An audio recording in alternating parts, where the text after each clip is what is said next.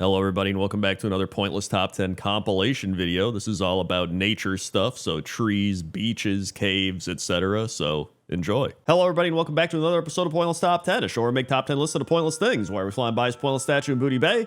Because inside pointless things are treasure. Let's begin. 10. Number 10 is this tall mushroom grass located in the Dreadwaste. And at first I was like, is this even grass or are these like mushrooms? But it looks like there's grass at the bottom and they're sprouting out of it. So I'm pretty much just considering this grass because I've already made a pointless top 10 mushrooms and this looks like grass. So these are really cool. You can actually walk through them and they're like boing, boing, boing, and they swing all back and forth. I haven't really seen anything else like this. So I was like, dude, this is really cool grass. I should put this on the list because it's not every day you're making a top 10 grass. I actually made pointless top 10 grass back in the day. It was like 8 or 9 years ago. And I was like, you know what? This is a pointless top 10 idea that definitely needs to be revamped. And so here we are making a video about grass. And the first thing on the list may not even be defined as grass. That's how you know you're on a Crendor video. But yeah, whatever it is, whether it's these big long stalks of like fungus or if it's actually grass, I think they look like grass and they're pretty cool. And so that's why they're number 10. 9. Number 9 is actually grass, and it's on the mountains of Zandalar. And I always remember flying past these mountains and just thinking, these hills look so weird, or these mountains, because they just look kind of painted green. Like it didn't even look like grass was on them. It almost looked like they were still in development or something. But when you actually land on the mountains and get up close, you can actually see it is grass, and it's pretty cool. It's got a bunch of little flowers and stuff that are orange and yellow. It's got a bunch of, blades of grass that they're grass.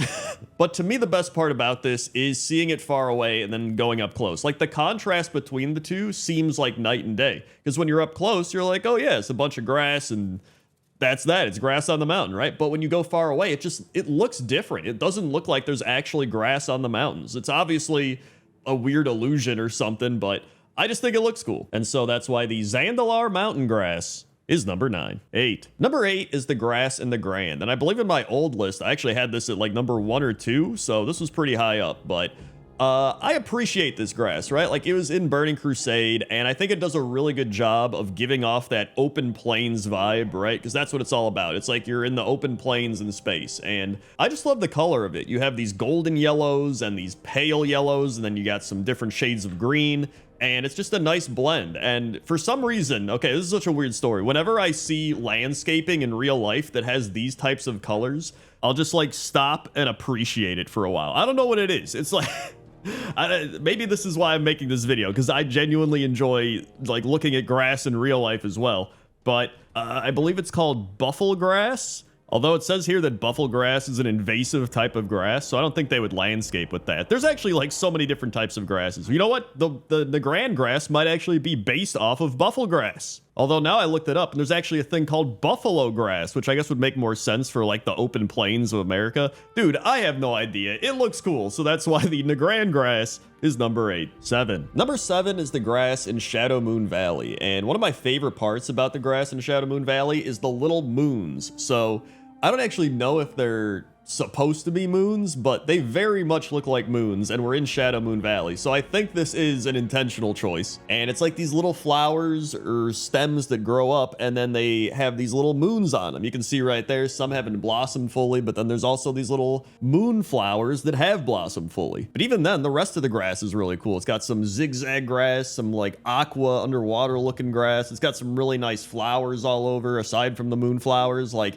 I think the Shadow Moon Valley grass does a great job of feeling like the grass belongs in this zone. You know what I mean? Like if I saw this grass in another zone, I'd be like, maybe it looks cool, but it doesn't feel like it belongs in this zone. But it truly does feel like the grass belongs in this zone. And so that's why the Shadow Moon Valley grass is number 7. 6. Number 6 is the grass located in Azuna. And what I love about the grass here is that there's a wide variety of it. And some of it feels like I've seen it in other zones. Some feels like I've only seen it here. Some even feels like it's from classic zones, almost like Nagrand or the Barrens or something like that. And it feels upped a little bit in quality. It just feels like they've taken a little bit of grass from all over and placed it into this zone. And I don't know if that's actually what they did, but that's just kind of the vibe that I get, especially as you walk across more square footage of this land and you just get to see the grass by the river and the grass by the trees and the grass all over. And it's just, I love the way it blends together. I love the color palette of the grass, and it's just,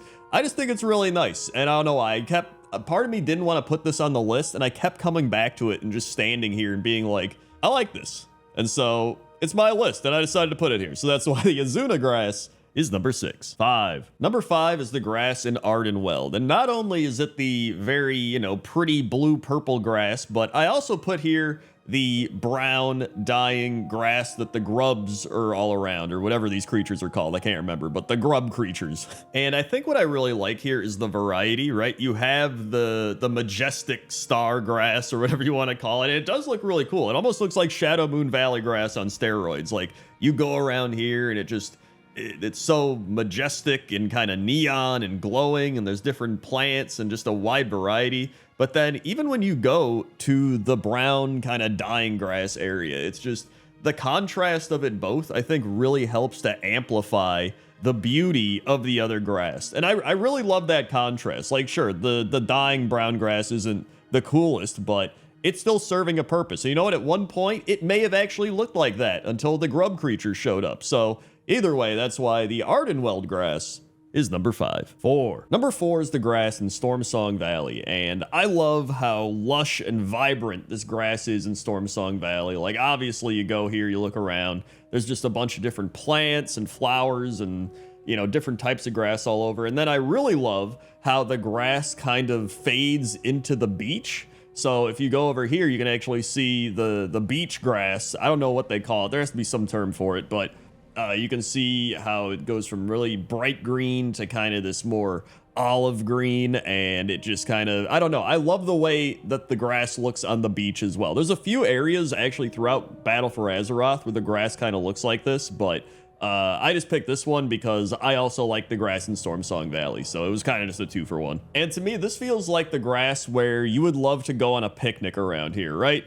I mean, there are the people setting up a campfire here, but I think they're part of the people polluting it with oil and everything. But hey, you know what? Even they were like, yo, this is a pretty good spot to camp. So that's why the Stormsong Valley grass is number 4. 3. Number 3 is the Barrens grass. And I picked the Barrens grass kind of for personal reasons, because I always remember back in vanilla WoW and even just playing classic WoW again, just running through the Barrens and always thinking like, wow, you know, this is just a vast barren landscape. But there was always this grass, right? This kind of golden, dry yellow grass all over the place. Then you'd get to the oasis part and it would get very green, and there's these ferns all over, which I don't know if you'd consider that grass. It might not actually be grass, but for the sake of this video, it is grass, all right? And I mean, it's World of Warcraft. They could have their own variations of grass. They don't have to match real life. Also, whenever I do top 10s about things like, you know, water wheels or rivers or just any type of natural real life thing, I like to research it a bit. So I was looking up types of grass, and it turns out that things like corn and barley and wheat and rice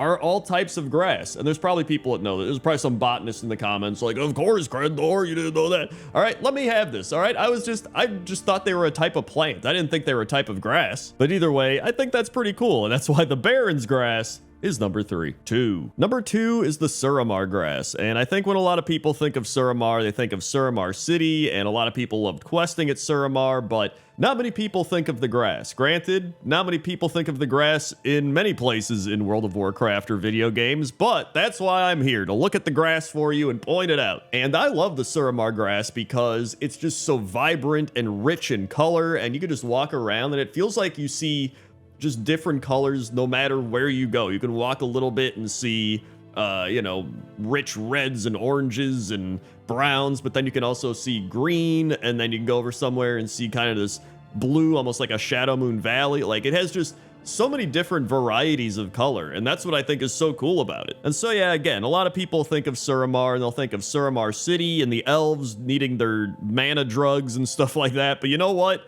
I'm gonna think of the grass, and that's why the Suramar City grass, well, actually, I guess it's not Suramar City, it's just Suramar. And that's why the Suramar grass is number 2. 1. And number 1 is the Bastion grass. And I don't know about you, but when I first came to Bastion, I felt like the grass was one of the most dominant features of the zone, because it just felt like you walked into these big fields of wheat, and then you had the big open sky above, and there's pretty cool trees and stuff around. But to me, the grass really stood out and just made me remember the zone more than really anything else in the zone, I'm not gonna lie.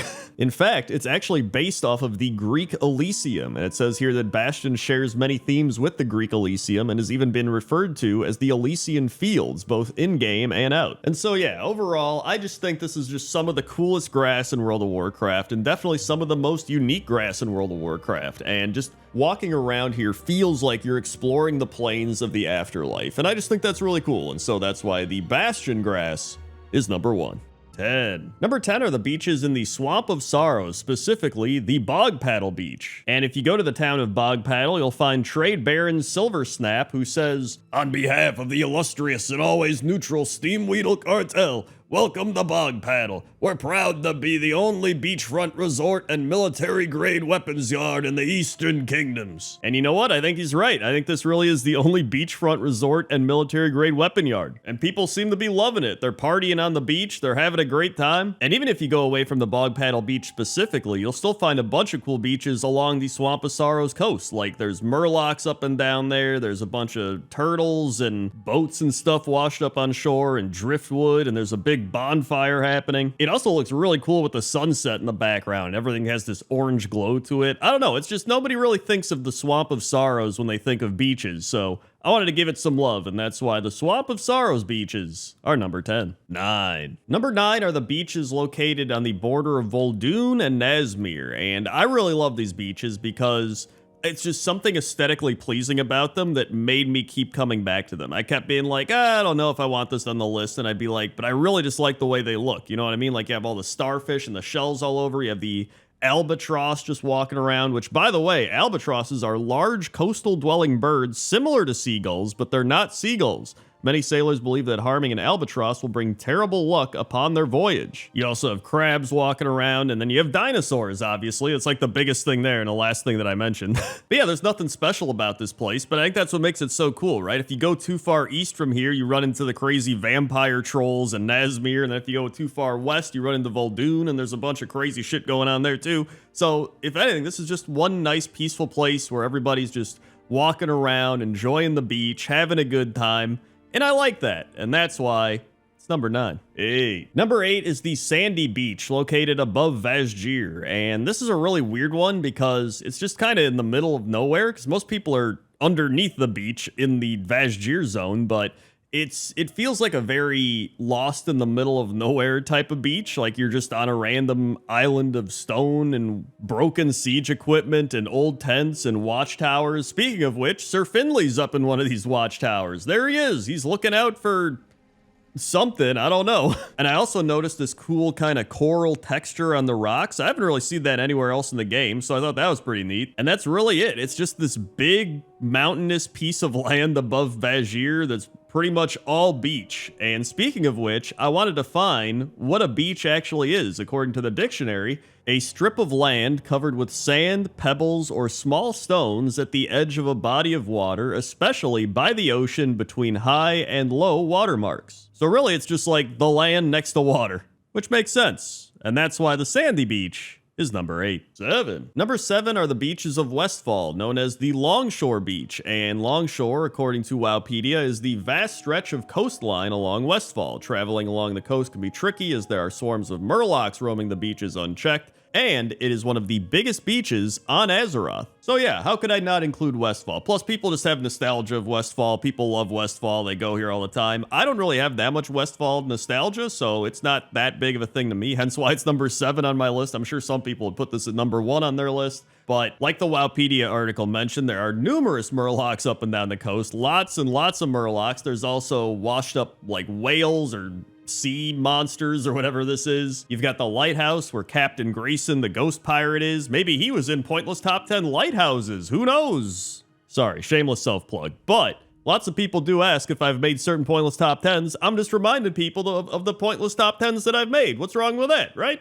Either way, that's why the Longshore Beach of Westfall is number 7. 6. Number 6 are the beaches of Darkshore, and I put Darkshore on this list because it's just a nice mix-up from the normal beaches we've seen, right? Like, a lot of beaches are very sunny, there's a lot of people partying, having a good time, and this is just kind of a gloomy, rocky, windy, depressing beach, and there's something actually really soothing about that, I want to say, as weird as that sounds. And I say that because back in my old Pointless Top 10 beaches, this is a remake, by the way, if there's some people like, didn't you do beaches already? I did, but that was my old format like 8 years ago, so I'm kind of updating it. I've done that with numerous Pointless Top 10s already, but in that old one, I mentioned how Dark Shore is just kind of gloomy and depressing, and so I didn't put it on the list. But now that I'm like older and I've revisited this, it's almost like, I don't know what it is. It's something peaceful about being here, even if it is very gloomy and depressing. And I don't know if that's like, that says something about growing up. I don't know, man. It's just, I've grown to really appreciate Darkshore, like leveling here in Classic WoW, leveling here in Hardcore WoW, and Seasons of Discovery. Like, I've thoroughly enjoyed leveling in Darkshore. And so for all those reasons, and including some that I probably can't even figure out, that's why Darkshore is number 6. 5. Number 5 are the beaches of Tanaris, including the Land's End Beach, which is the most southern point of the Tanaris Desert. But I wanted to include all the beaches because I love the East Coast beaches of Tanaris. I love the pirate area of Tanaris. Like, Tanaris just has some really fantastic beaches all around, which, I mean, it is a desert, right? So there's plenty of sand to go around at this place. And I do just have a lot of memories and nostalgia of the Tanaris beaches in general. Like, I remember grinding turtles on the East Coast beach back in Vanilla WoW. It was a lot less flooded back then. I remember doing all the pirate quests, not even just in Vanilla WoW, but like just a few years ago with Classic WoW and then with Hardcore Classic WoW. And there's just something about Tanaris that I really enjoy as well. And now if you go to the Land's End Beach, you'll find a bunch of Bilgewater goblins that crashed here that were originally headed to Gadgetzin, but did not realize that they landed on Kalimdor, thinking they were at an uncharted island instead, and they've gone insane because of this and will attack anyone that approaches them. But yeah, aside from that, I think Tanaris really has some of the most beachy beaches, if that's even a thing. A beachy beach. It's got some of the most beachy beaches around, and that's why it's number 5. 4. Number 4 are the beaches of Gorgrond. And when I think of Gorgrond, I do not think of beaches, right? I'm not like, oh yeah, let's go to the beach at Gorgrond. But it actually has some beautiful beaches. It's got amazing sunsets. It's got, really cool aesthetic rock beaches. There's all these rocks and crazy things all over. You've got the mushrooms in the water nearby. You've got the hot springs going off close by, which I should probably do a Pointless Top 10 hot springs. I don't know if there's enough hot springs in the game, but I'll check. But yeah, I went into this looking for a lot of really unique beaches because obviously there's like your standard beaches, and standard beaches are pretty cool, but I think it's really fun when I can find something that kind of goes outside the norm, right? And so finding all these rocky beaches in an area where you didn't normally think there would be beaches, right? Because it's very primal with the jungle and the trees and the big boulders and rocks all over the place in Gorgrond. You don't really think like, oh yeah, there's a nice beach there, right? And so for all those reasons, that's why the Gorgrond beaches are number 4. 3. Number 3 is the Backwater Beach, located at Zuldazar. And I think I mentioned earlier how there are some of the most beachy beaches over in Tanaris. Well, I think Zuldazar might have it beat. I think Zuldazar truly has the beachiest of beaches. Like, the pristine waters, you can even see into the water and look down and see the coral and the fish down there. There's people fishing. There's people hanging out. All these Zandalari trolls are fixing up their boats and stuff. There's some kids playing catch with a ball or a rock. I don't know what they're throwing around there. There's somebody sleeping in one of the boats. And let's not forget that this beach also has some turtles making it to the water. That's right. If you remember playing Battle for Azeroth, you'll remember helping these turtles make it to the water. And that's pretty close by to here as well. So plenty of happy turtles are also nearby. And when I was thinking about it, I was like, you know what? If I had to vacation to a beach in World of Warcraft, I think this would probably be the beach. So I had to put it higher up on the list, and that's why the Backwater Beach is number 3. 2. Number 2 are the beaches on the Isle of Thunder, and these are pretty cool looking beaches. They kind of give me some Darkshore vibes, a little more primal Darkshore, you know what I mean? You got like dinosaurs flying around and stuff, but I will say the reason I put this on the list so high up is the waves. And if you look out there, you will see real wave technology. I don't know why Blizzard stopped using this. This is like whenever some game invents something new like Madden, they're like, we created this brand new technology engine, and then they like never use it again. Like, you've got waves splashing against rocks, you've got waves crashing in on the shore, and I'm like, this is so cool. Why has it never been used again? Like, this was in Mista Pandaria, and you're telling me they have never put the wave technology in the game since then? Like, I haven't seen it anywhere. Maybe it's in certain instances or raids. Let me know in the comments if you know somewhere else this is used, but I love this, and I don't know why it hasn't been implemented anywhere else in the game that I could find or think of. Also, I don't know what these Blood Elves are doing. flying or jumping through the air. They're glitching out, man. They're having a great time, though. Well, they might not be having a great time, actually, but that's besides the point. That's why the Isle of Thunder beaches are number 2. 1. And number 1 are the beaches of Senjin Village, located on the southern coast of Durotar. And I kept thinking about what beach do I always think of when I think of World of Warcraft. And as somebody who primarily played Horde, that always started with like orcs and trolls for the most part, my mind would always go to the Senjin Village beaches, like the crawlers and the crabs walking around.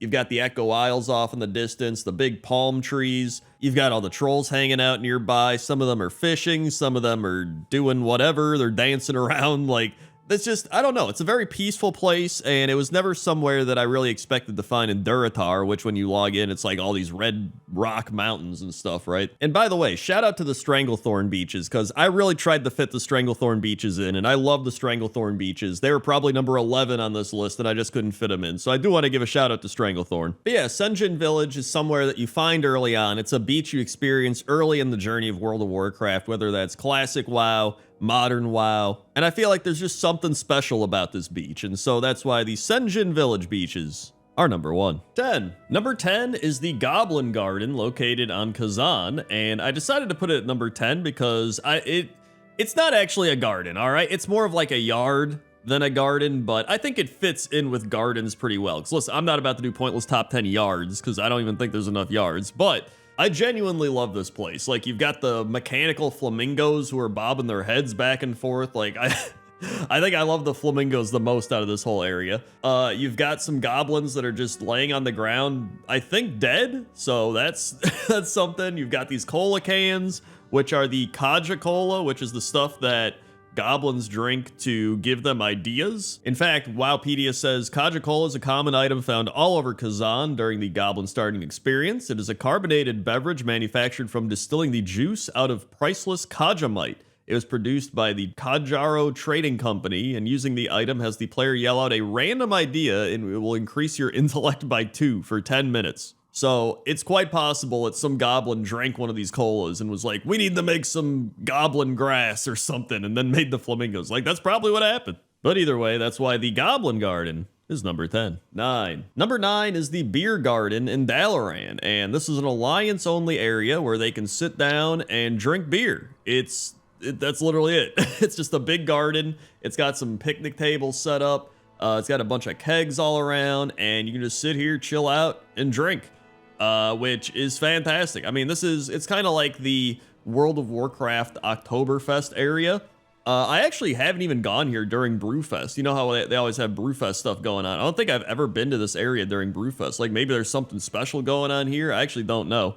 If there's not, there should be, because this is an entire area focused around, like, Oktoberfest. So either way, it's a really cool area. You got all the trees, you got the tables like I mentioned, you got Hearthstone boards and cheese and all that stuff. You can even see some of the things you can buy right here. You got smoked elderhorn, you've got scallion kimchi, you got honey glazed ham, barley bread, some ales. Like, they got a whole bunch of stuff. And that's why the Dalaran Beer Garden is number 9. 8. Number 8 is the Royal Garden, and it is located in Stormwind right before you go to the throne room, and it's got quite the history behind it. So back in Classic WoW, there's a whole bunch of spying going on with the Defias Brotherhood and some other stuff that was crazy. Then in Cataclysm, Cenarian emissary Jade Moon opened a portal in the garden to the Moonglade, which you can see right there. Then during Legion, the garden got overrun by fell magic and a bunch of demons. And then since then, there's been a bunch of meetings and other stuff that have happened here. But this garden has had a lot of things over the years occur in it. And it's also just a quaint little garden. There's like mushrooms and trees and bushes and animals walking around. And it's just a nice little place. So that's why the Stormwind Keep Garden is number 8. 7. Number 7 is the Shimmershade Garden, and the Shimmershade Garden is a small district located in the western portion of Suramar City, and it mainly consists of an open garden area with a fountain, shrubbery, and other flora native to Suramar. However, since the outbreak of the Nightfallen Rebellion within Suramar, the Shimmershade Garden has been largely occupied by demonic forces of the Burning Legion, as well as elements of the Duskwatch. In addition, the garden was notably frequented by a large number of loyalists of Grand Magistrix Elisandra. So even though there are demons walking around, with many of them ready to attack you, it's still a very relaxing place if you just kind of focus on all the plants and trees and stuff. I mean, look at this tree. This tree is literally a space tree. It's like you look up into it and you're looking into space. Like that's actually really cool. I also love how all the potted plants are glowing, and then you got the lanterns and the flowers and the leaves all over the ground. It's a very tranquil, peaceful place without the demons. And that's why it's number 7. 6. Number 6 are the Capital Gardens, located in Dire Mall West. And unlike the other gardens on this list, this is a bit more of a depressing garden area because these gardens used to be very lively and pristine and vibrant, and now they are gray and withered and depressed and overrun with treants and other stuff, but it's still pretty cool to, look and see how it would have looked. And I still think they look pretty cool now, even though there's a lot of, broken pottery around and just sad trees and everything like that. But there are some really cool statues here.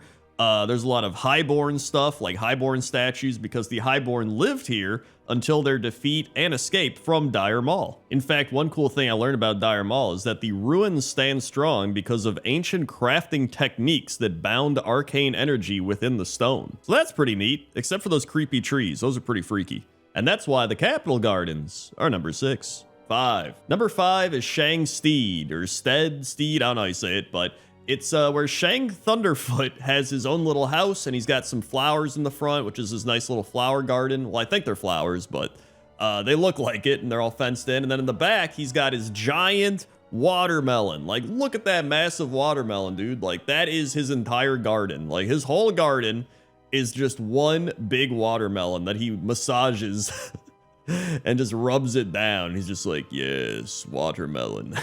You are mine, and I have grown you to be a very big watermelon, yes. That's actually word for word what he says. I'm not even making that up. That's just, he doesn't actually say it in the game, but I heard him, trust me. Yeah, he's just growing a big-ass watermelon in his backyard. So I was like, how could I not include this on the list, right? Like, he does have flowers, so that's kind of like a little garden, but then just the watermelon, it really caps it off. So that's why Shang Steed is number 5. 4. Number 4 is the Ravenholt Manor Garden, and this one's pretty cool. It's kind of hidden away up in the Alterac Mountains or Hillsborough Foothills, like in that area, and it's a rogue area, so outsiders are not really welcome here. But Simone Cantrell is the landscape architect, and she is the one that takes care of this garden that just has a bunch of different mushrooms, and it looks like swift thistles here. There's a scarecrow, and I'm pretty sure she is growing things that are used for rogue poison, if I had to, take a wild guess. Plus, there's actually a quest at level 60 called The Perfect Poison in Silithus, and the reward for that is Simone's Cultivating Hammer. So I think that really does tie it all together to be like, yeah, she's growing stuff for poison, right? But it's a really nice garden, and she does a great job taking care of it. So that's why the Ravenholt Manor Garden is number 4. 3. Number 3 is the Arboretum, and the Arboretum is a large grove that can be found on the eastern coast of the Jade Forest, and the Order of the Cloud Serpent have their base of operations here, along with ink makers that use pink petals that grow amongst the trees to make ink. I also love that there's all the bees and the beehives around here, and then there's this yak guy who's just chilling by the tree, and I was gonna say reading. He's definitely not reading. He's just sitting there. And I actually didn't know what an arboretum meant. I'd heard of an arboretum before, but I was like, what exactly is it? And an arboretum is a botanical garden devoted to trees. So it's just a big tree garden. And I really just love this place. This is another place where I would go here as just like a cozy spot to hang out, to chill, like that yak guy. I should really do a Pointless Top 10 cozy spots. That would be a really good one. But that's besides the point. This is a great place, great garden, and that's why it's number 3. But before we move on, I want to take this opportunity to point out the Plants vs. Zombie farm area that people kept being like, this garden has to be on this list. This is not a garden. This is a farm. Can't get them confused. 2 different things. And I'm actually going to be reworking Pointless Top 10 Farms, so this will be on that list, too. And number 2 are the Gardens of Borealis, and these are easily some of my favorite gardens in the game because it's just a big area of garden. It's not like one little garden, like it is a vast garden area. There's flowers all over, there's people taking care of the flowers and people running around, there's people having tea parties in the garden. There's this big like hedge area, it's like a hedge maze. that's kind of in the center of the garden, but then there's like gazebo type things. I don't know what they're called. These like they're like greenhouses, but they're not a green. I don't know. It's called something. And they got like the flowers growing on it and the ivy. There's little paths you can walk on. It's another place that's a very relaxing place to just be at and walk around and appreciate the art team again, because once again, I think Battle for Azeroth has some of the best art in World of Warcraft. Like, it is phenomenal how good Battle for Azeroth's art team is. Like, I think if I had to rank art in World of Warcraft based on expansions, I'd probably put BFA at #1 for the art, right? Like, I think it's just phenomenal. So, all that said, I love the Borealis Gardens, and that's why they're #2. And speaking of BFA, #1 is in Stormsong Valley, and it's this little home in the mountains. Well, I guess it's kind of in the plain, in the mountains. It's like kind of in the mountains, but more in the plains, and it's just surrounded by this lush garden. There's all these flowers. There's flowers on the house. There's flowers surrounding it. There's a little statue. There's a bunch of grass and these little paths. Like, this is #1 because I love how cozy this is. You know, it's just so peaceful, right? And you're in this big area where there's war going on. Like, the BFA was supposed to be Alliance versus Horde and all this stuff. But then in the midst of all that, there's just this little cozy house where there's some tea out front. You can have some tea. You can sit there. You can watch the bees buzzing around. You can see all the flowers. You can just take a deep breath and be like, man, this is nice, you know? And you just appreciate the moment. And that's what I love about this place. And that's why it's #1. Number 10 are the lily pads located in Ardenweld, and I always get excited when we get some fun stuff coming out of Shadowlands, because obviously not much fun came out of Shadowlands, but I love the way these look. They're just really cool colors, very vibrant. And while looking into lily pads, there's been a lot of confusing information I've learned. We're going to get into that throughout the video, but there's going to be lily pads, there's lotus pads. Apparently lily pads are also called water lilies, and water lilies is more of like the term a lot of people use, but I always call them lily pads. There's a lot of terminology, and if there's one thing I'm terrible at, it's terminology. I'm also terrible at many other things, like playing World of Warcraft, but that's besides the point. But I really do love these lily pads. I love how vibrant and colorful they are. I love how big they are. You got the frogs sitting on top of the lily pads, which some of these frogs might even be in Pointless Top 10 frogs in World of Warcraft. Who knows, from last week. But that's why the Ardenweld lily pads are number 10.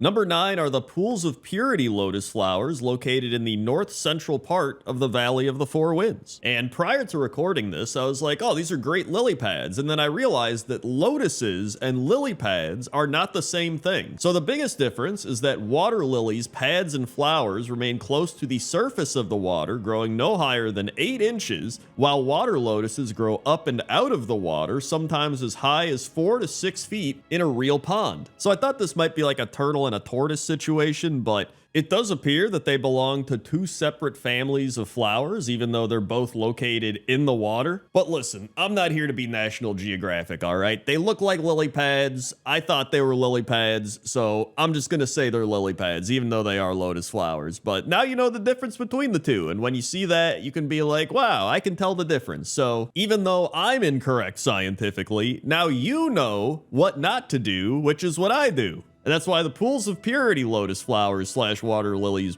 / lily pads are number 9.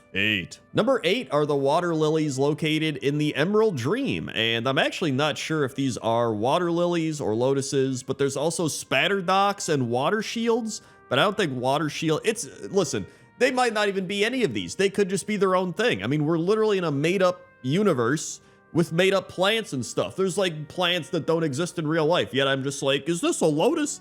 Which I guess there are lotuses in this game too. Dude, my mind it's gone.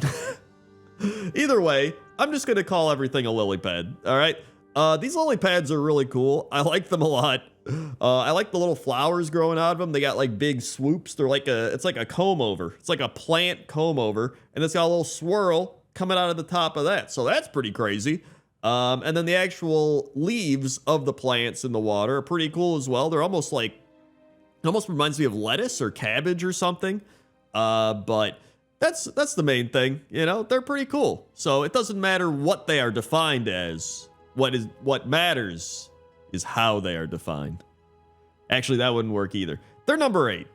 7. Number 7 are the Darnassus lily pads, and these are your classic World of Warcraft lily pads. These are just some old school graphics, but there's something nostalgic about those old school graphics sometimes, right? And these are actually pretty accurate for a lot of water lilies. So when I looked it up, it says the lily pad you see floating on top of the water is only one part of the water lily.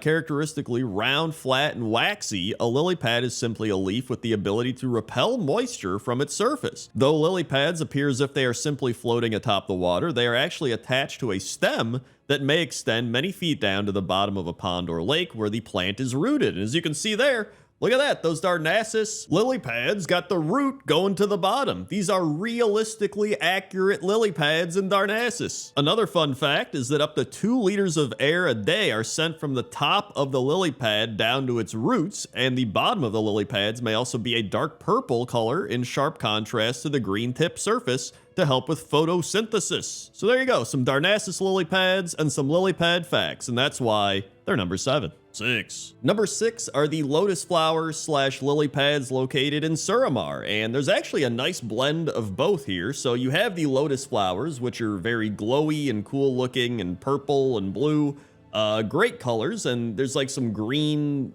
glowy plants as well. I thought the lily pads, I thought those were like brown lily pads in the water, but they're actually just leaves.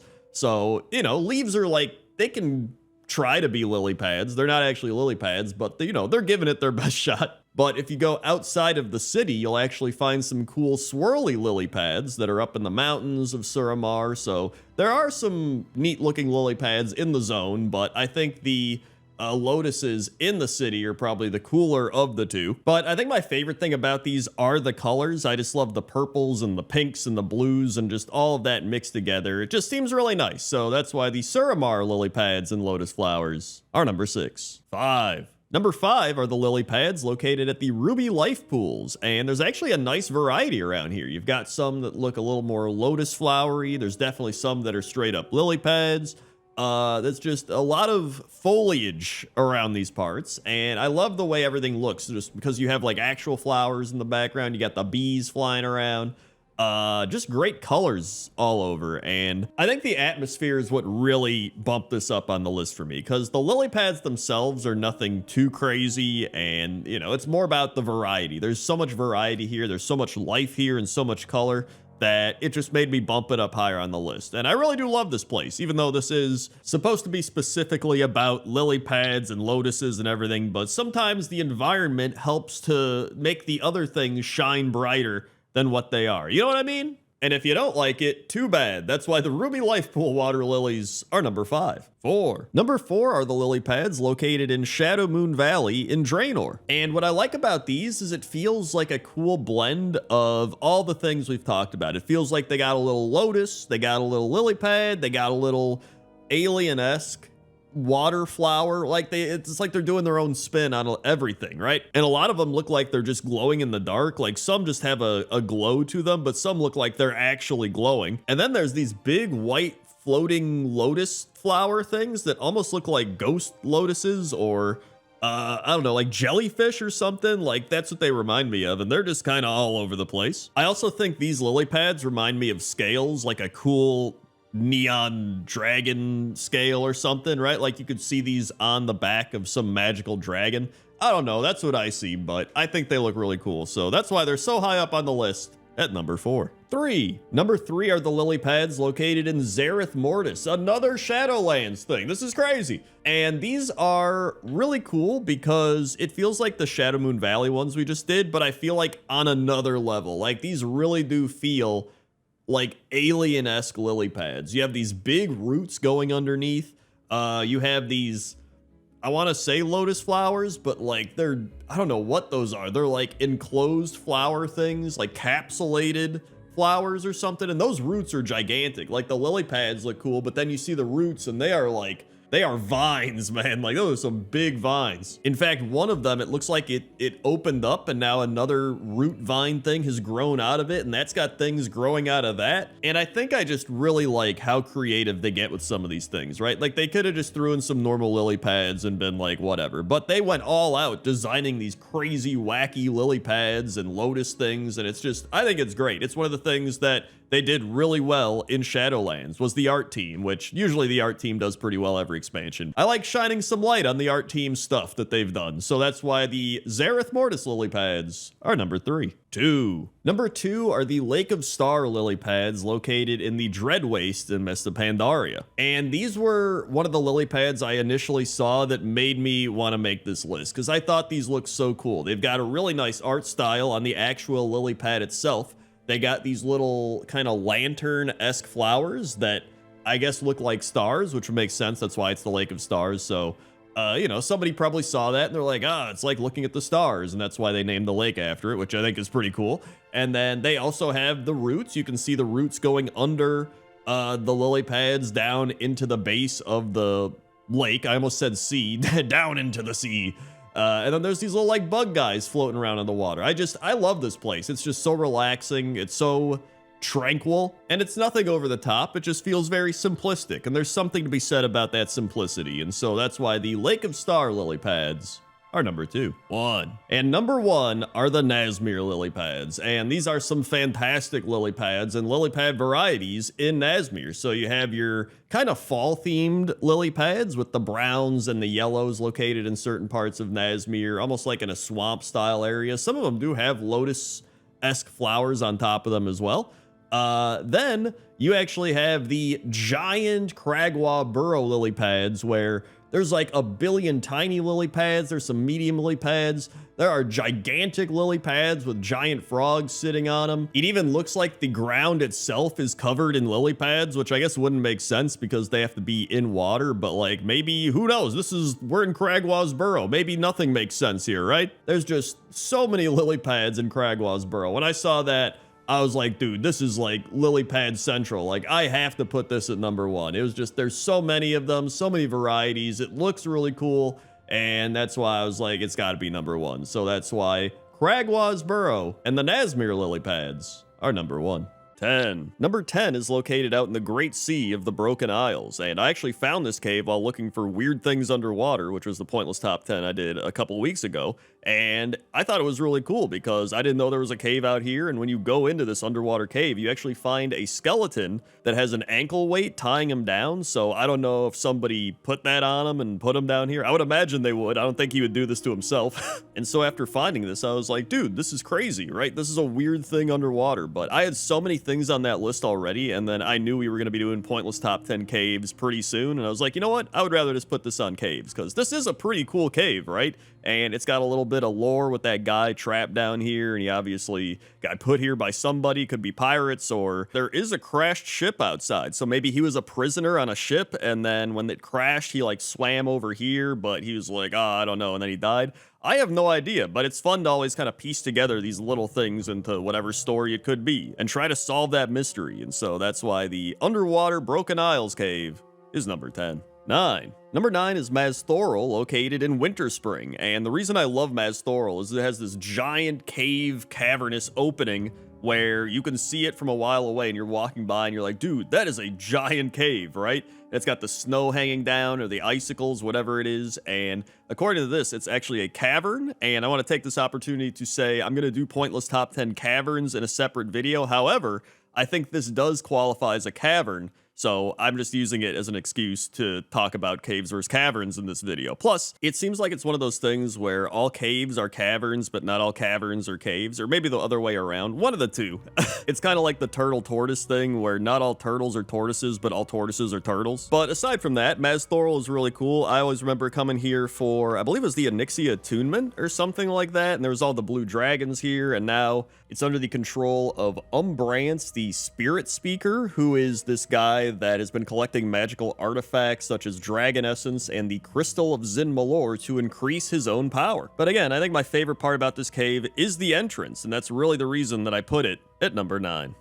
Number 8 is the Gull Rock Cave, and Gull Rock is a rocky coast found in southeastern Stormheim. And the reason it's called Gull Rock may shock and surprise you, but there are many gulls on rocks.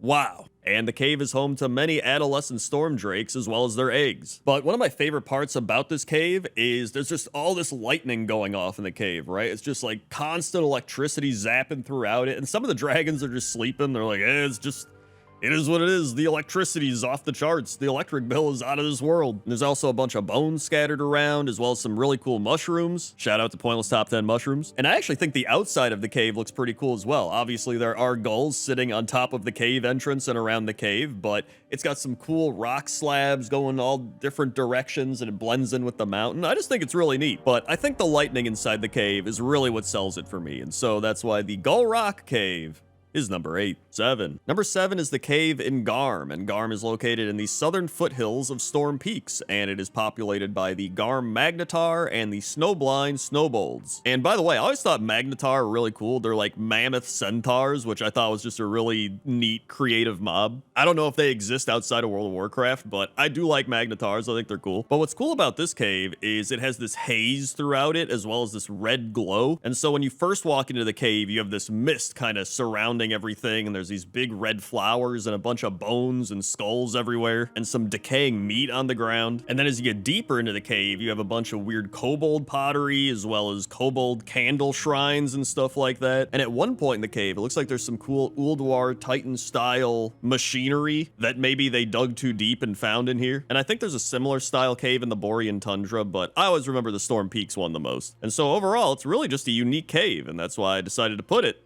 at number 7. 6. Number 6 is the cave located at Warmaul Hill in Nagrand, and Warmaul Hill is a large mountaintop in northwestern Nagrand that's populated by a tribe of fierce ogres led by Chowar the Pillager.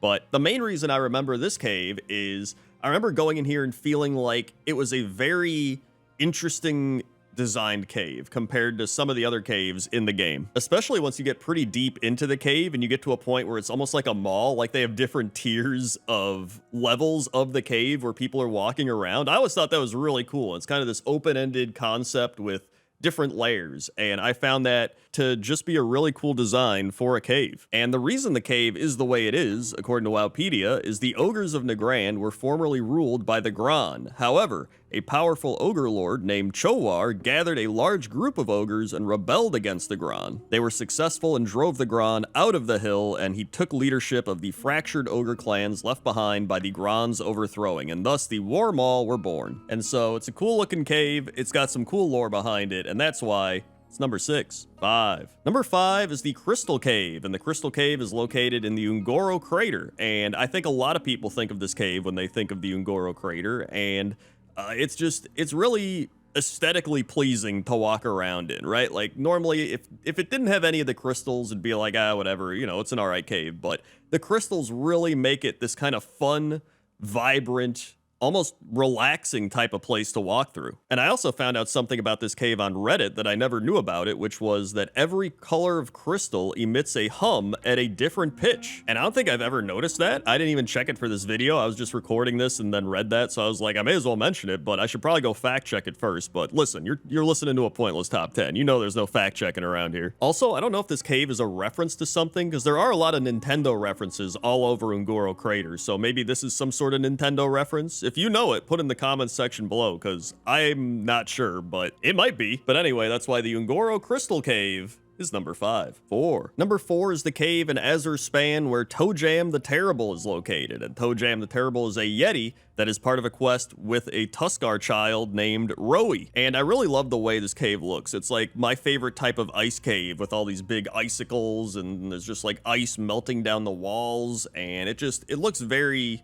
updated compared to, say, the Winter Spring Cave that we looked at earlier. I think that Winter Spring Cave from earlier would probably look a bit more like this if it was brought up to modern WoW standards. And there's quite a few caves that look like this in the Azure Span, but I decided to pick this one because of Tojam the Terrible, and I forgot to put him in the Pointless Top 10 Yeti list that I made a year ago, and I wanted to include him in something because he is one of my favorite quest lines from Dragonflight, where you're like, oh man, Tojam the Terrible, we're gonna have to fight this guy, and Rowie's like, he's stealing all the Onyx, we need to go fight him. And so you go there, and Tojam's just this chill dude who's like, yo man, I'm just trying to chill here with all the Onyx, right? And then you're like, all right, so you convince him to pretend to get killed by Rowie, and Rowie's like, yay, I did it, and he runs out of the cave and he's all happy. However, I don't know what Rowie's gonna think like a week later when he sees Tojam in his cave still if he goes back there. I didn't think about that part. But aside from that, the cave's really cool, and that's why It's number 4. 3. Number 3 are the Ancient Passage and the Secret Eyrie located in the Veiled Stair in Pandaria. And at the start of the Ancient Passage, there's a boat called the Spring Drifter, and if you get into the boat, it gives you a free boat ride through the tunnel. And the boat ride was great because it used to be really dangerous to go through here, but the boat ride would surpass all of the Sarok that are in this tunnel that would try to kill you. But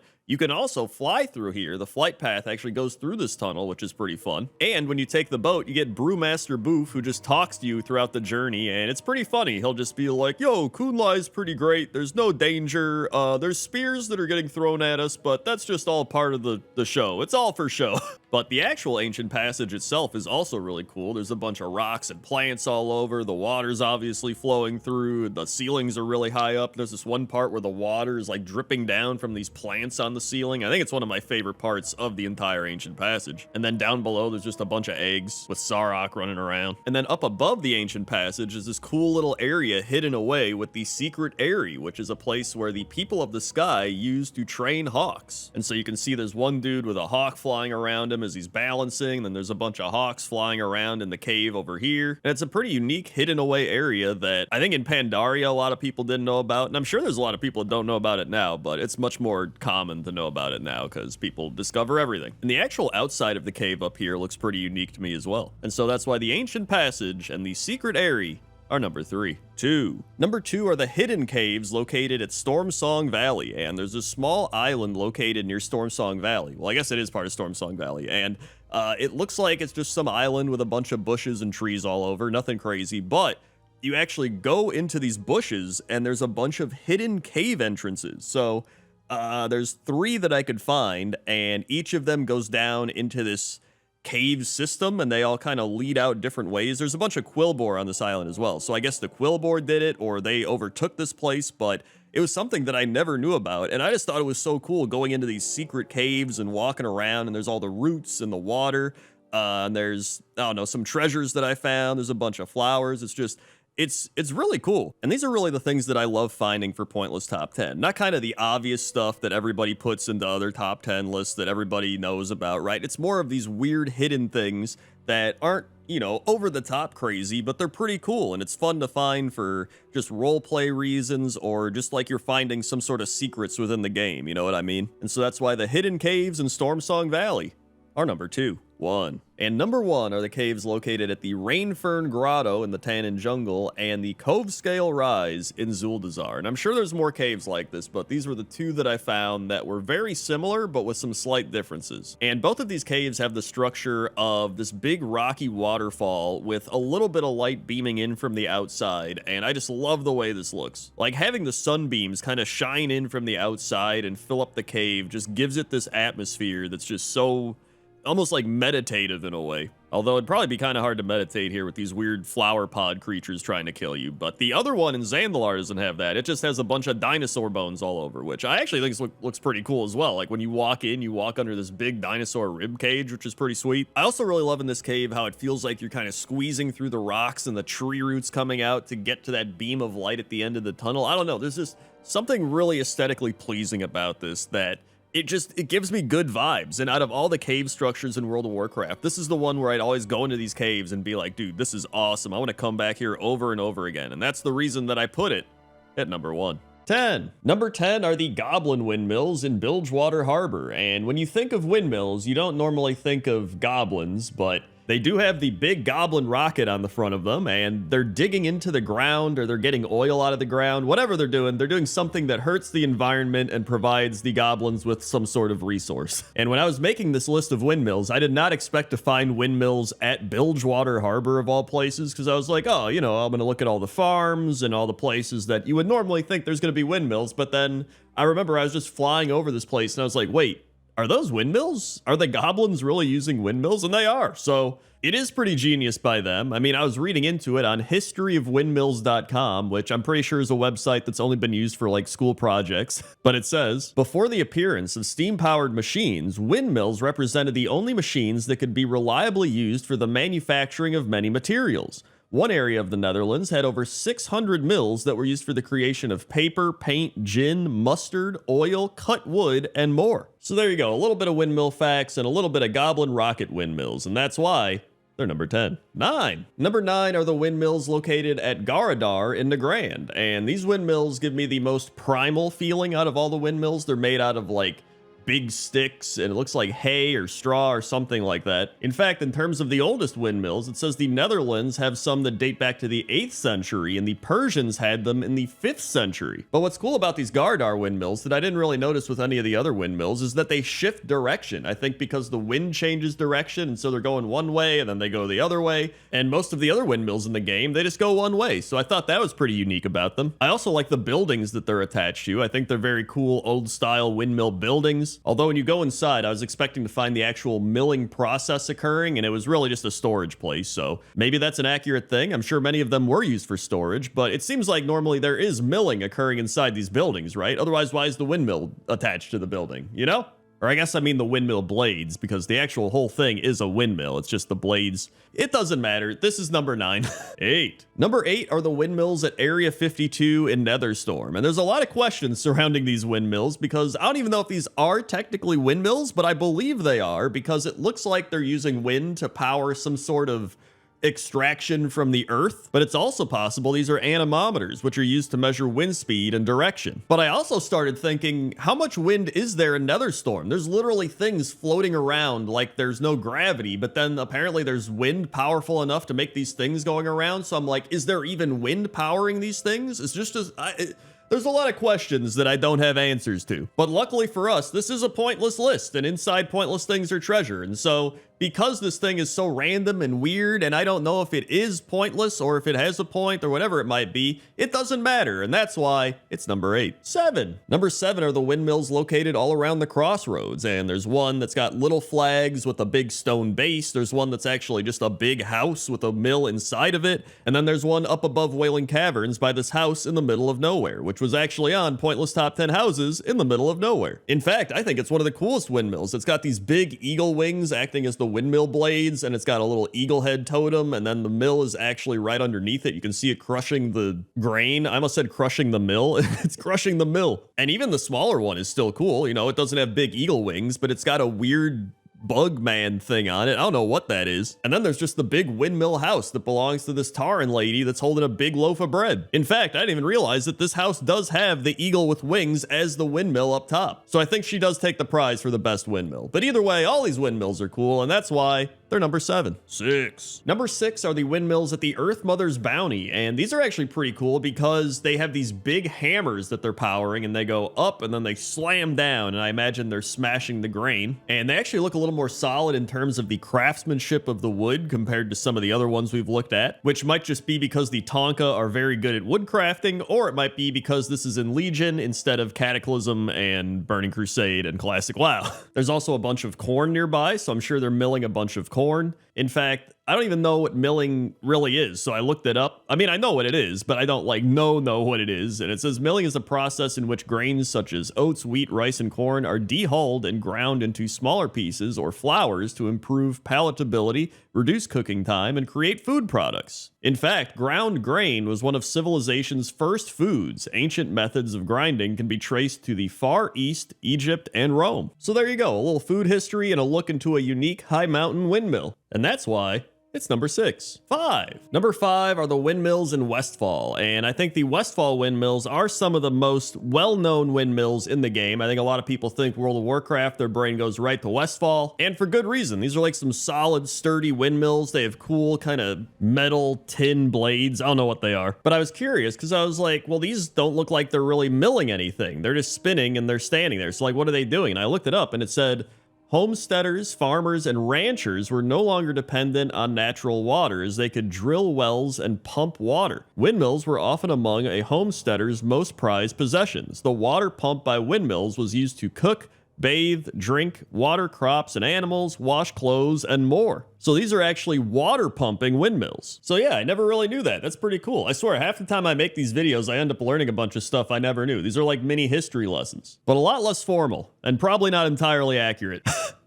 But that's why these windmills are number 5. 4. Number 4 are the Agamon Mills windmills in the Tirisful Glades. And these windmills are a little banged up. I'd say they've been through quite a bit, but they still look pretty cool. In fact, the Agamon Mills has some pretty interesting history. According to the WoW Wiki, it was a vast windmill network once controlled by the Agamon family in northern Tirisful Glades. The mills were lost to the Scourge, the family was slain, and the entire residence was claimed by the undead. The mills are perhaps the largest Scourge outpost in the Tirisful region. Another cool little fact is that the windmills of the Agamon Mills appeared in the background of the opening cinematic for World of Warcraft behind the Undead Warlock. So although these windmills are banged up, they're falling apart, they got blades missing, they got things boarded up, they're still some of the oldest, most well-known windmills in the game, and they fit the zone aesthetic perfectly of the Tirisful Glades. And that's why the Agamon Mills windmills are number 4. 3. Number 3 are the Thunderbluff windmills, and these are actually the windmills that inspired me to make this pointless top 10, because I was in Thunderbluff and I was like, dude, those are some cool windmills, right?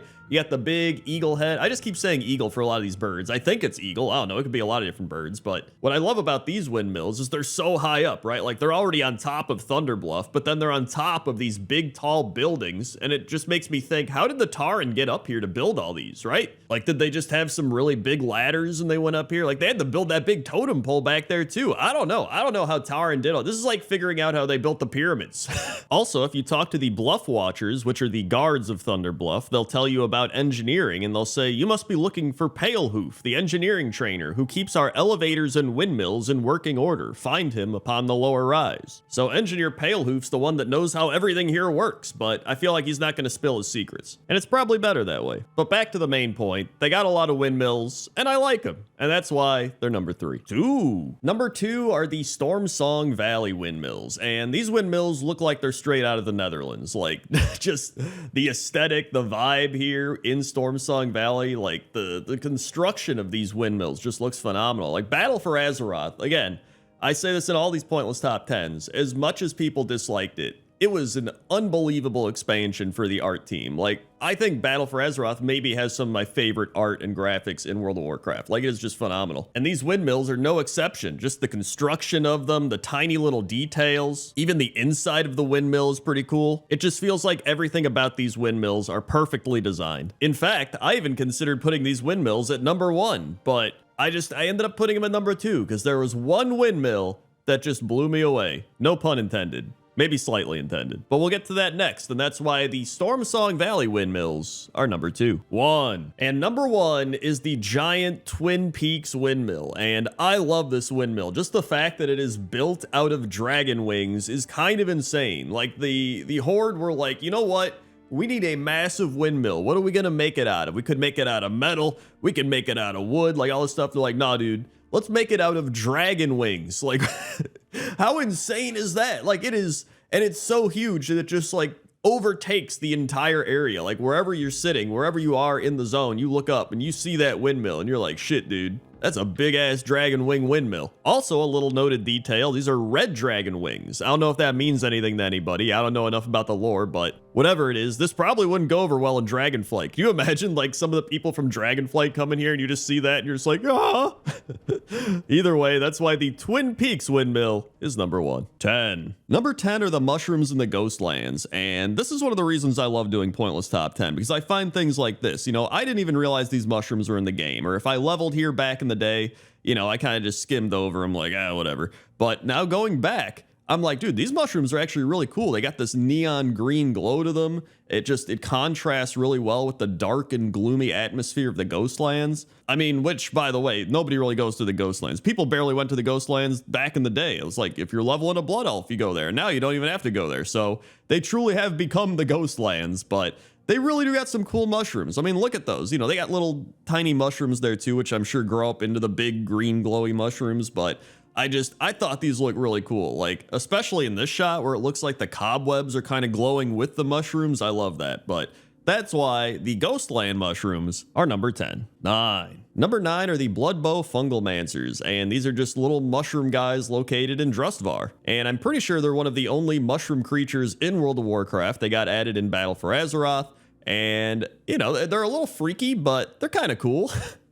I also love the environment they're in. There's a bunch of mushrooms around them. There's spores. There's all these little things. They're big broken trees, which I think are always cool. And I thought this would be a good time for an actual mushroom fact, which is mushrooms are more closely related to humans than they are to plants. In fact, it is believed that the humans and mushrooms share a common ancestor. And I guess in this case, we are very much more related to these weird mushroom guys because they're alive and very angry. It almost makes me wonder if, would mushrooms be this angry in real life if they came to life? Would they be like, you've been walking all over us and eating us, right? And then they just start fighting back.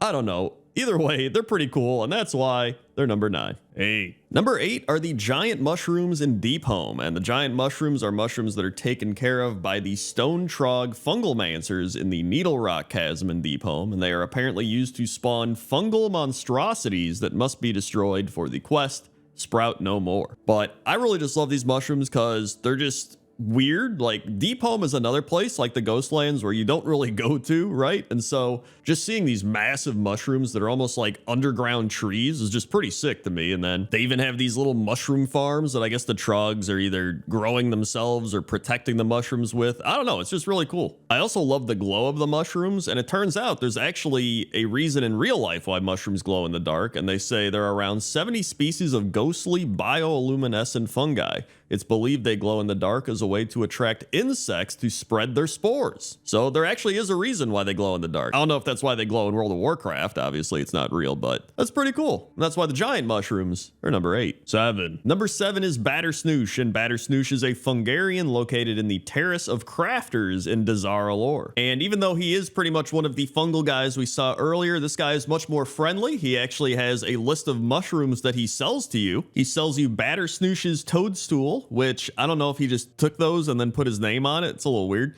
No moral truffles, an herbalist spade to dig up stuff, and then the forgotten techniques of Zandalar, which allows you to relearn any herbalism techniques you learn, but then switch professions and need to relearn them. So in actuality, he only sells you 2 mushrooms. I thought there was like a big list of mushrooms. It's actually just 2. He also has his 2 friends nearby. There's Rootsoosh and there's also Snooftoo. I also love that the area that they're standing in has also got some mushrooms around it. Like the mushrooms are growing on the wall and they got the mushrooms growing out of the plant container things. Either way, it's really cool. So I like these guys. I like their little area, and that's why they're number 7. 6. Number 6 is Zangarmarsh, and I feel like you had to know Zangarmarsh was going to be on this list. It is literally an entire zone of mushrooms, so I couldn't just pick one. I was like, we might as well just do the entire zone, right?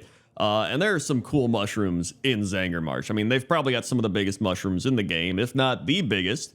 I mean, there's a literal city or, town built on one of these mushrooms. You have, the purple ones, the orange glowy ones. You got some kind of aqua glowy ones. Just, there's so many varieties of mushrooms here. You have the little glow cap and fire cap mushrooms. You have some that are, I have no idea what they are, but they're there. You even have the Deadmire with all these dying and dead mushrooms laying around. I didn't realize how awesome the Deadmire actually is until I went back and looked at it. It almost gives me like Mushroom Plaguelands vibes, and I like that more than the actual Eastern and Western Plaguelands, to be honest. So overall, just a fantastic zone. One of my favorites in World of Warcraft, and it's got a lot of mushrooms, and that's why it's number 6. 5. Number 5 are the mushrooms at the Crimson Expanse, which is a location in the upper shelf of Deep Home. Its name derives from all the red giant mushrooms that grow there, including the purple rocks, which have been colored by the fungi. And apparently it is the stone trogs who are growing them as some sort of weapon against the other earth elementals in Deep Home. Somehow the mushrooms are able to transform the elementals into creatures identical to fungal giants. So we had the giant mushrooms in Deep Home earlier. Now we have the red giant mushrooms, but this area is just beautiful. You have these big crystal tree mountains. Like, I really love what they did with this because it's like an underground crystal mountain, but they gave it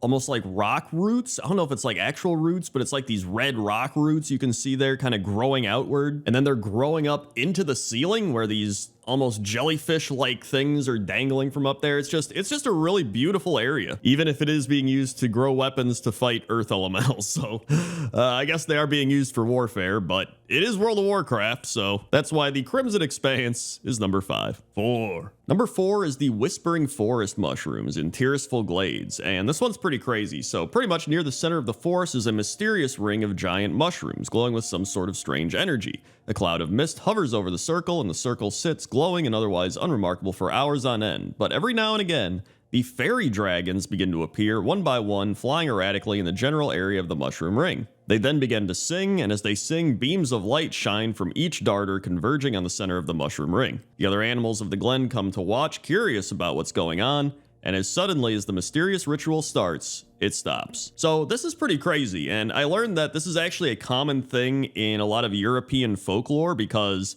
fairy rings are like a real thing where a bunch of mushrooms grow in a big circle. I didn't even know it was a real thing, but I guess it makes sense. You can go look it up on Wikipedia if you want. There's a whole bunch of stuff on it. But in terms of actual WoW lore, there's a whole bunch of speculation. There's the fairy dragons might be trying to heal the forest from old god corruption. There's speculation this is where the High Elves first landed in the Eastern Kingdoms. There's speculation that this is tied into the Emerald Dream in some way. There's a whole bunch of stuff, but nobody really knows. But what I do know is this place is pretty cool, and these are some cool mushrooms, and that's why it's number 4. 3. Number 3 is the Crimson Fen, and the Crimson Fen is a fungal swamp in southeastern Gorgrond. According to Wowpedia, something sinister is spreading from the heart of the fen, a disease that spreads by infecting unfortunate Draenei and orcs via spores, driving them insane. In the main timeline, the Crimson Fen was swallowed when Draenor was torn apart by nether magics. So the first thing this reminded me of is those crazy mushrooms in real life that like infected ants and turned them into zombies, and then like mushrooms grew out of their head. You know, crazy shit. Really happened. Kind of freaky. But what I really love about this place is it feels like a blood-corrupted Zanger marsh. You know what I mean? Like everything's very red and orange, but you still have these big giant mushrooms with everything hanging from them, and a large variety of fungi just growing around on the floor. In fact, this zone is what inspired me to do Pointless Top 10 Mushrooms. I remember seeing this on the map and being like, yo, there's like a bunch of mushrooms on the map. That's weird. And then I went and saw this and I was like, yo, this is awesome. And so that's why the Crimson Fen is number 3. 2. Number 2 is Zangara, and I'm not gonna lie, I picked Zangara just because I like it a lot. I love the colors here. I love the blues and the greens and the aquatic feel to it. There's like the water shimmer with the light reflecting going on all over. There's the mushrooms dripping with water. It's beautiful. So Zangara is a secluded cove off the Tannin Channel between Talador and the Tannin Jungle, and the cove serves as the base of operations of the Kirin Tor in Draenor and has several wards and arcane elementals standing guard. Khadgar is also here. But the main thing is, I just think this place is beautiful. Like, it just feels like this aquatic jungle forest, well, underwater jungle forest, I guess. There's waterfalls. The mushrooms themselves are all different in various ways. Some are glowing, some are sideways, some are, you know, looking like jellyfish. I don't even know if they are jellyfish just hooked onto a plant. I don't even know, but I just love this place. It's very aesthetically pleasing. If you look under the mushrooms, it almost looks like they could be houses, like they got little windows in them, but I don't think they actually are. But who knows? Maybe there's tiny little mushroom people living in there. It's just a beautiful area that's just hidden away, and I had to put it on this list, and that's why it's number 2. 1. And number 1 is my favorite mushroom and probably the best thing to come out of Shadowlands. It is Marasmius. Marasmius is a sentient mushroom whose heart is in the fungal terminus that extends throughout Ardenweld through the roots of each dream tree, serving as the transport network for the Night Fae Covenant. He is the origin of all mushrooms of Ardenweld and perhaps all of Shadowlands. Though technically he exists across all of Ardenweld, underneath Ardenweld, and pieces of Ardenweld that broke off, he appears normally in the ring or the fungal terminus in the stalks. But aside from that, he's just a chunky old wrinkly mushroom guy, and I love that. In fact, when you think about it, this guy's kind of a mushroom god. He literally is the origin of all mushrooms in Ardenweld and maybe Shadowlands, and on top of that, he's everywhere all at once? Well, this guy sounds like a mushroom god. In fact, a bit of a callback to earlier, he is named after the Marasmius genus of fungi, which are the mushrooms that form the fairy rings we talked about earlier. So he might actually be tied into some god stuff. Who knows? And that's why he's number 1. 10. Number 10 are the pine trees in Mount Hyjal, and I picked these trees because they are pretty cool and I like them, but they're on fire. And not like the good NBA Jam kind where it's like, you're on fire. Like, they're literally on fire. They're burning down. It's not good.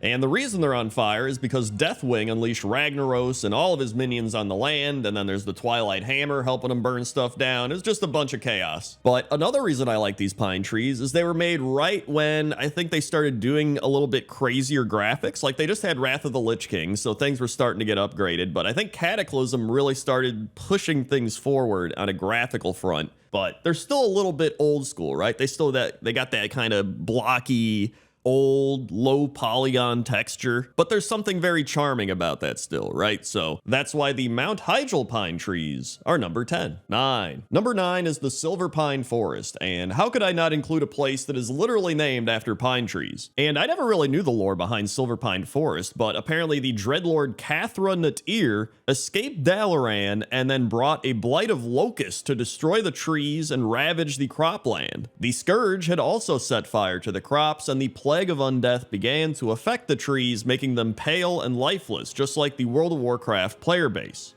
So, you know, now that I think about it, number 10 was a bunch of burning pine trees, and now number 9 is a bunch of sick and dying pine trees. But that's all right. That's why they're lower down on the list. Although this is pointless top 10, so maybe they should be higher up on the list. I don't know, whatever, it doesn't matter. It's a big, creepy pine tree forest, and that's cool enough for me to put it at number 9. 8. Number 8 are the Storm Peaks pine trees, and these are where they really start to differentiate from some of the trees we've already seen. A lot of these pine trees feel more rounded, and they almost feel like they're weighed down by the snow, which would make sense because there's a lot of snow.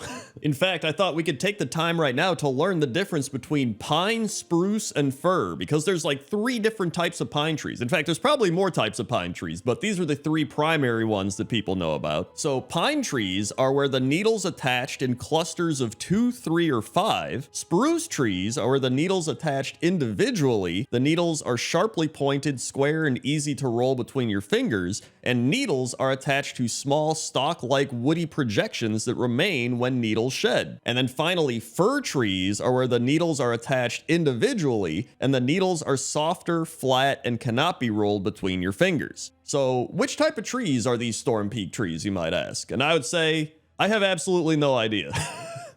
But they do look cool, and that's why they're number 8. 7. Number 7 are the pine trees at the Alpine Rise, and I actually love these pine trees because they kind of remind me of like a Dr. Seuss The Grinch movie.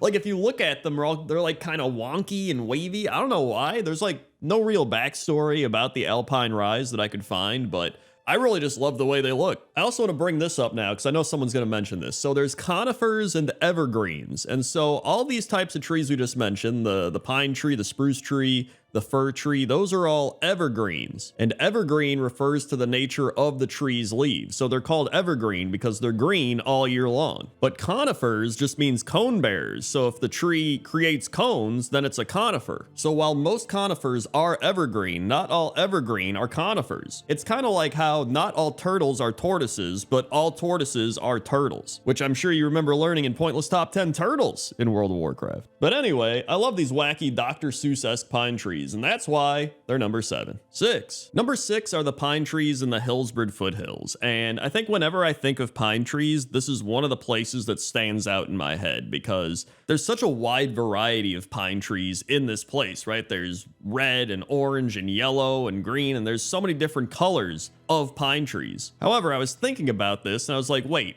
but aren't these evergreens? You know what I mean? So I'm like, why aren't they staying green? Well, I looked it up, and apparently there are pine trees that have what normal trees do, where they turn yellow and then their needles fall off and then new needles appear.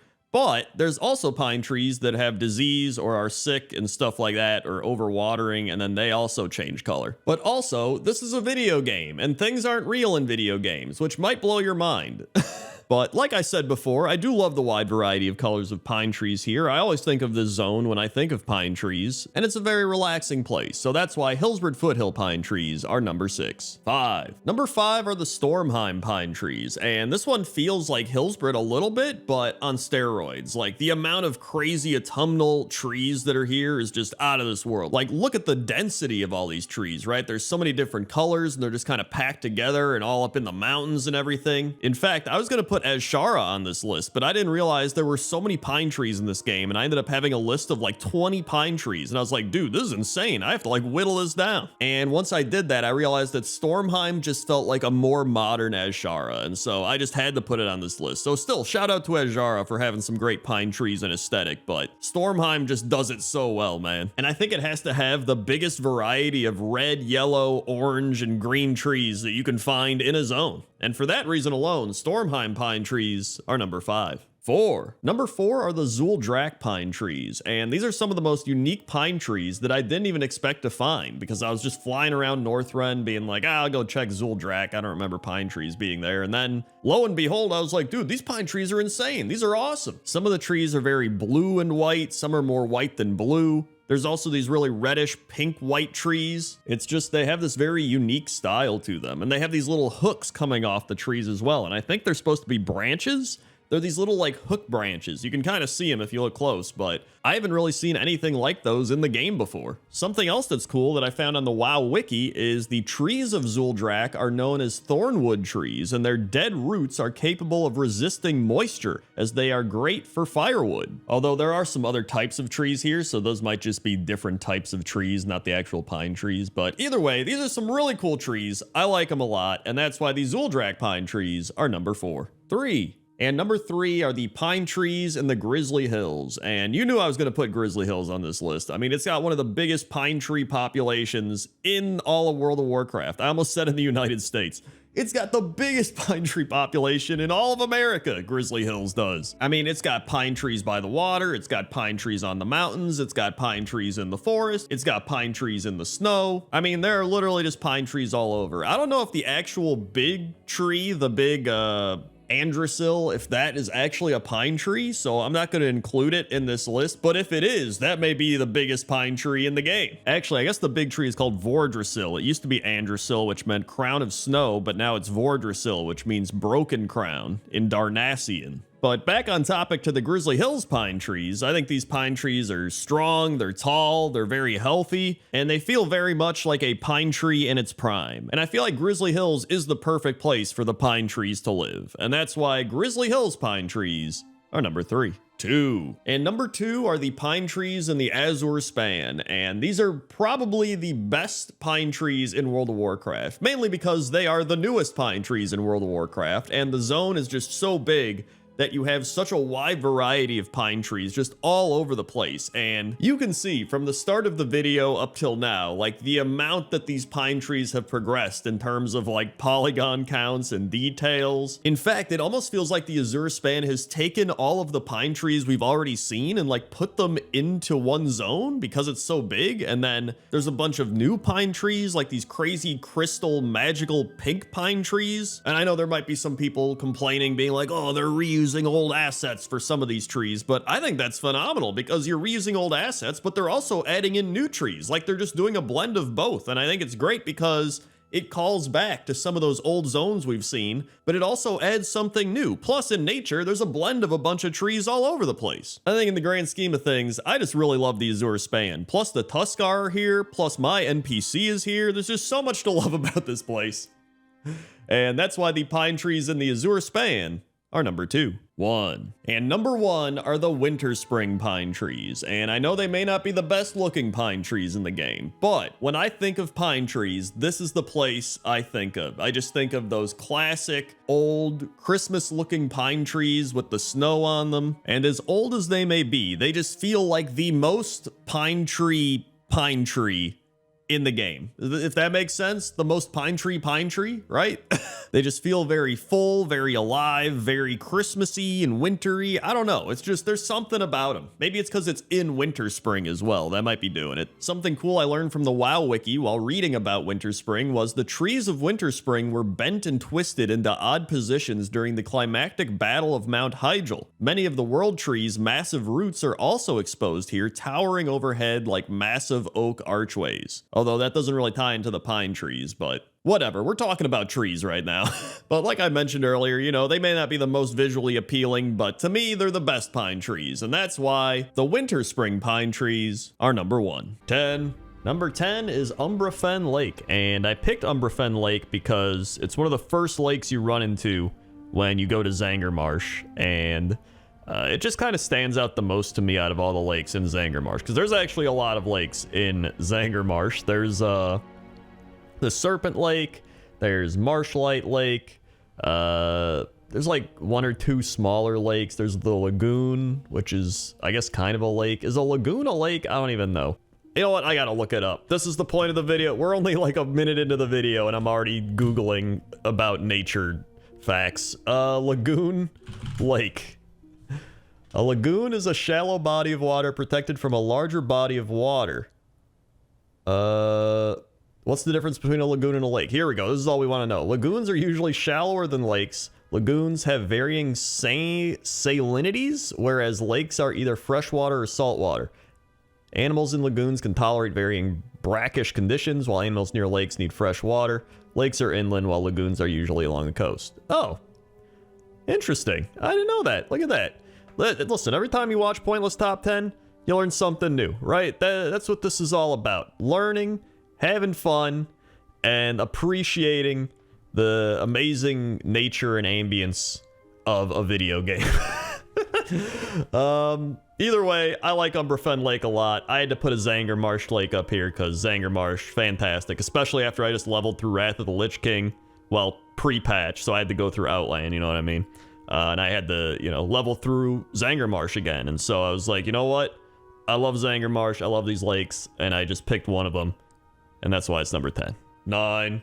Number 9 is Loch Veral. And I know we just talked about lakes versus lochs and if there's a difference. And apparently Wowpedia doesn't think there is, because it says Loch Veral is a lake on western Twilight Highlands on the border with the wetlands. A waterfall sends the water to the Veral River, which empties into the Forbidding Sea through Veral Delta. In the past, the lake had been pristine and was ruled over by the water spirit Countess Veral. She held a shaky truce with the fire elementals led by Lord Cannon to the south. So the reason I like this lake, loch, whatever you want to call it, is just because it's in an area that nobody really goes to, right? I can't imagine people being like, dude, I always go to Twilight Highlands. So it's just kind of hidden away. So I feel like it's something that people haven't even seen really that much. And it's like a purple lake or loch, whatever you want to say. It's honestly pretty cool. I don't think there's any lakes or lochs like it in the entirety of Azeroth or Outland or wherever you want to go in World of Warcraft.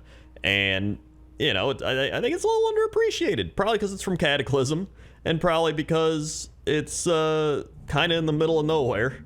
Like, even if you're questing in this zone, you don't really have to go to this area, I guess, unless you get a quest to go up here. But even then, I feel like most people maybe have flown over it. But either way, that's why I put it at number 9. 8. Number 8 is Loch Modan. That's right, another loch. But here's the thing, I was looking it up even more, and it says on Wikipedia, loch is the Scottish Gaelic, Scots, and Irish word for lake or sea inlet. It is cognate with the Manx Lough, Cornish low, and one of the Welsh words for lake, which I have no idea if I said any of that right. I probably didn't. Doesn't matter. But Loch Modan is one of the places where I think people always think of big lakes in World of Warcraft. You think of Loch Modan, whether it's pre or post Cataclysm. Like, I think even post Cataclysm, there's like a bunch of little lakes all over Loch Modan now. So I feel like instead of one big lake, it's just a bunch of little lakes. It's still fine. I think the theming and the art style of Loch Modan is still cool post Cataclysm. That's why I decided to use this instead. But you know, there's murlocs all over. There's still a bunch of rocks. There's still sea monsters under the water. Could it be the Loch Ness Monster? Who knows? Maybe. I think it's just one of the most historic lakes in World of Warcraft, right? I think it's got to be up there. I think the dam is also a place that's very recognizable with Loch Modan, but I had to put it up there on the list just because of that historical nature of it. Plus, Dunmorrow and Loch Modan were originally concepted as a single zone. I thought that was a really cool fact. That would have been, I don't know how that would have worked out. I guess maybe the winter aspect of Dunmorrow would have maybe carried into Loch Modan a bit, and then it became all green, almost like Alaska or something. I don't know, but it's number 8. 7. Number 7 is Lake Elunara. This is the lake that's in Moonglade, and I've been here a lot because I leveled a druid in Wrath of the Lich King. I actually leveled a druid in actual Wrath of the Lich King, and now I'm leveling one in classic Wrath of the Lich King.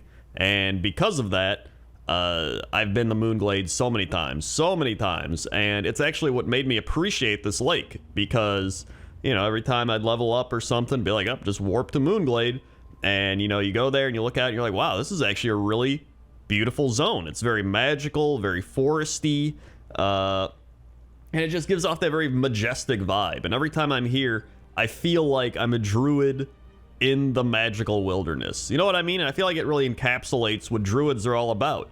And so when you look out onto that lake when you're on the docks or you're on the shore of the little druid village and you see that lake, you're kind of like, man, you know, it's like when people go out, you know, when like rich old people go out to their beach house and they look out over the lake and they're like, boy, oh boy, is life beautiful. You know what I mean? I get that same type of vibe. I'm not rich, I'm not old, and I don't have a beach house, but I can kind of see where they're coming from.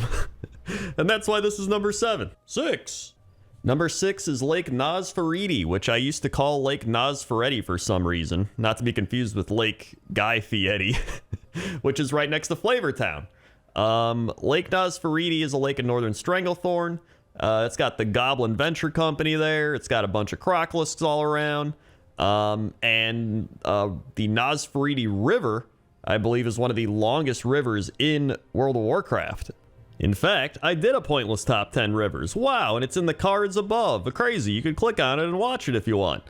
But aside from the shameless promotion, I do really like this lake. It's one of the most iconic lakes, I think, in World of Warcraft. You know how I mentioned Loch Modan earlier being one of the big-time lakes in WoW. I think this is another one of those old-school historical lakes. Like, when I think of lakes in World of Warcraft, my mind instantly goes, Stranglethorn Lake is one of them. And for that reason, and for being next to Flavortown, this is number 6.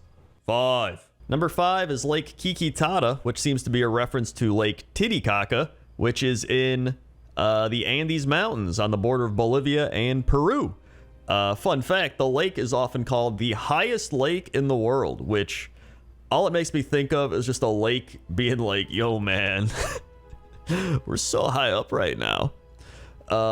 But obviously, this is a lake in the Jade Forest. You know, Pandaria is known for a lot of really beautiful aesthetic, and it doesn't fail here. There's so many waterfalls and cool trees and rocks and everything all around, and it's just a beautiful lake. But there's some crazy stuff going on at this lake. So, Camp Nuka Nuka is on the lake's southeastern border, and during certain seasons of the year, crocolists claim the lake as home and feed upon the hosen that get too close.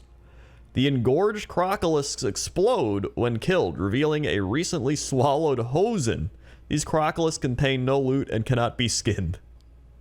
Which, you would think you'd get double loot, you know what I mean? You're killing a crocolist and you're killing a hosen. I don't know, just seems weird. But either way, this is kind of a weird, wacky lake that also looks pretty cool. So that's why it's number 5. 4. Number 4 is the Shimmering Deep, which used to be the Shimmering Flats. And then the cataclysm happened. The mountain wall that separated the Shimmering Flats from the ocean pretty much was shattered. All the water flooded in, and now we have a big lake. And the Thousand Needle zone itself is just completely flooded, which I always thought was a bit sad, but now that we have classic WoW and you can go back, I don't really care as much. You know what I mean? Because the Shimmering Flats used to be one of my favorite zones, man. It still is. For some reason. I know it's like a really boring, grindy area, but like, I don't know. There's something about the Shimmering Flats that just has always interested me. I don't know what that says about me. But I do think this is a really cool lake. You know, it's not really man-made. I guess it's dragon-made, technically, because Deathwing, you know, created it in a way. But the speed barge is really cool. You know, there wasn't that many casualties. Oh, whew. Oh boy. I mean, that's oh god. Well, we have ice cream. We have this gnome that's selling ice cream on a ship. What an entrepreneur, man. This dude was like, hey, you know what? I got to keep this ice cream business going. And he just started up a ship with ice cream machines on it that are just keeping that stuff cold. What a guy. Apparently his name is Brivelthorpe as well. But, you know, aside from that, you can still go underwater and see all the old parts of the zone, which I think is actually a really cool thing, being able to go underneath and see what used to be. It's a little eerie in a way, but you know what they say? Inside eerie places are treasure. That's number 4. 3. Number 3 is the Lake of Stars, and I picked this lake because it's a very odd contrasting scenario. You know what I mean? Like, it's a very gloomy area with, you know, the sky being kind of gloomy and dark, and then the surroundings being kind of dead, but then the actual lake itself feeling like there's a bunch of little stars in the lake, and it makes it feel almost serene in a way. I don't know. It's a very weird lake. Oh, I don't know what my voice went like. It's very whoa.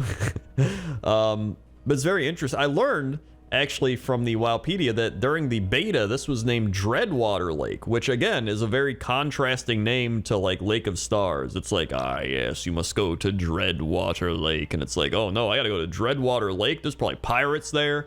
There's probably crazy monsters there. And then it's like, you gotta go to the Lake of Stars. It's like, oh, okay, there's probably like elves there. There's like, you know, astrological happy meteors that are like, hey, welcome to the Lake of Stars. I don't know why they sound like Mickey Mouse, but they do, and they grant you 3 wishes, and that's what it is. That's Miss Pandaria. But no, I really like this lake because it feels very unique and different. You know how I say some of the lakes I've mentioned feel very historic. You know, it's like it's a historic lake, like Lake Guy Fieri, right? That lake's very historic, but you know what it is. It's a lake. But this one feels so cool with like the sky and the little star plants and the bugs walking around and the just a really cool ambience. And because of that, I felt it deserved a higher spot on this list. And so that's why it's number 3. 2. Number 2 is Stone Bull Lake. And Stone Bull Lake is a long horseshoe-shaped lake, according to Wowpedia. Who would have guessed it? That surrounds Bloodhoof Village. So, one interesting fact is from the RPG, which I know people say isn't canon or whatever, but they say Mulgore is home to the only major source of water in Western Kalimdor. Is that true? Are there like no other freshwater sources? Like, I thought Feralus or something would have some, you know what I mean? I almost put a Feralus lake on this list, and then I chose not to because I put a Feralus river on it. So I was like, I don't want to just go all out Feralus when it isn't like crazy or anything. Wait, water fills the lake from underground rivers stretching as far north as Ashenvale Forest. That's kind of cool, although it's not canon. But that's not why I put this on this list. So you might be like, Crendor, why do you put like this really kind of boring open plains lake at number 2, right? Like, this is a high honor. I don't know what it is. This lake has always been nostalgic for me, and I didn't even level a Taran as my first character, or even my second character, or even my third character. Like, I don't know, but I've always enjoyed making a Taran, leveling through Mulgore. There's something about being out in the great open plains. You know what I mean? Even though it's very bland, it's very kind of open. It's very plain, right? It is plain. But there's something peaceful about it. You know what I mean? And I don't even know if it takes me back to my childhood in a way. I mean, I didn't go out to the great open plains, but, you know, I used to go fishing as a kid. My grandfather would take me fishing. So I think there's something nostalgic tied in with that and being out in nature. You know, there's logs, there's grass, and it's very calming. I think that's what I like most about this lake, is how calming and peaceful everything is. There, you know, you don't have crazy demon legion battles going on. You don't have, you know, Arthas trying to conquer the world or whatever. You're just out on a boat. Yeah, I guess, you know, you can go out on a boat if you want, but you're out in the open plains with your fishing pole and ready to just sit there and fish and just have a great time and forget about whatever you're worrying about or you're being anxious about. It's a time to just, you know, relax and be in the moment. And I think that's what I love so much about this lake and the location of the lake and everything about Stone Bull Lake. And that's why it's number 2. 1. And number 1 is Sky Song Lake in Nagrand. And this could go for either the old Nagrand or the new Nagrand, but I specifically chose the new Nagrand because I think they actually did a really good job updating it. You know, for all the things Warlords of Draenor did terribly, I think the Nagrand update was one of the things they actually did right.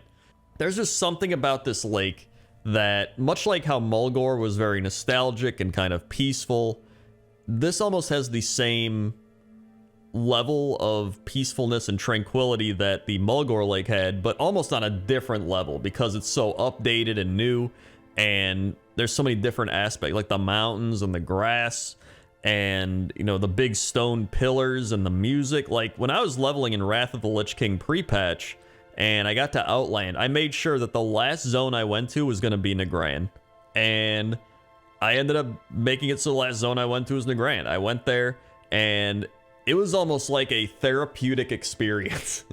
I would turn the music all the way up and I would just, you know, grind. It was, you know how that feeling where sometimes you play a game like Diablo or Path of Exile, whatever it is, and you're in that mode of like, I'm just grinding, right? Your brain shut off. You're just like, blah.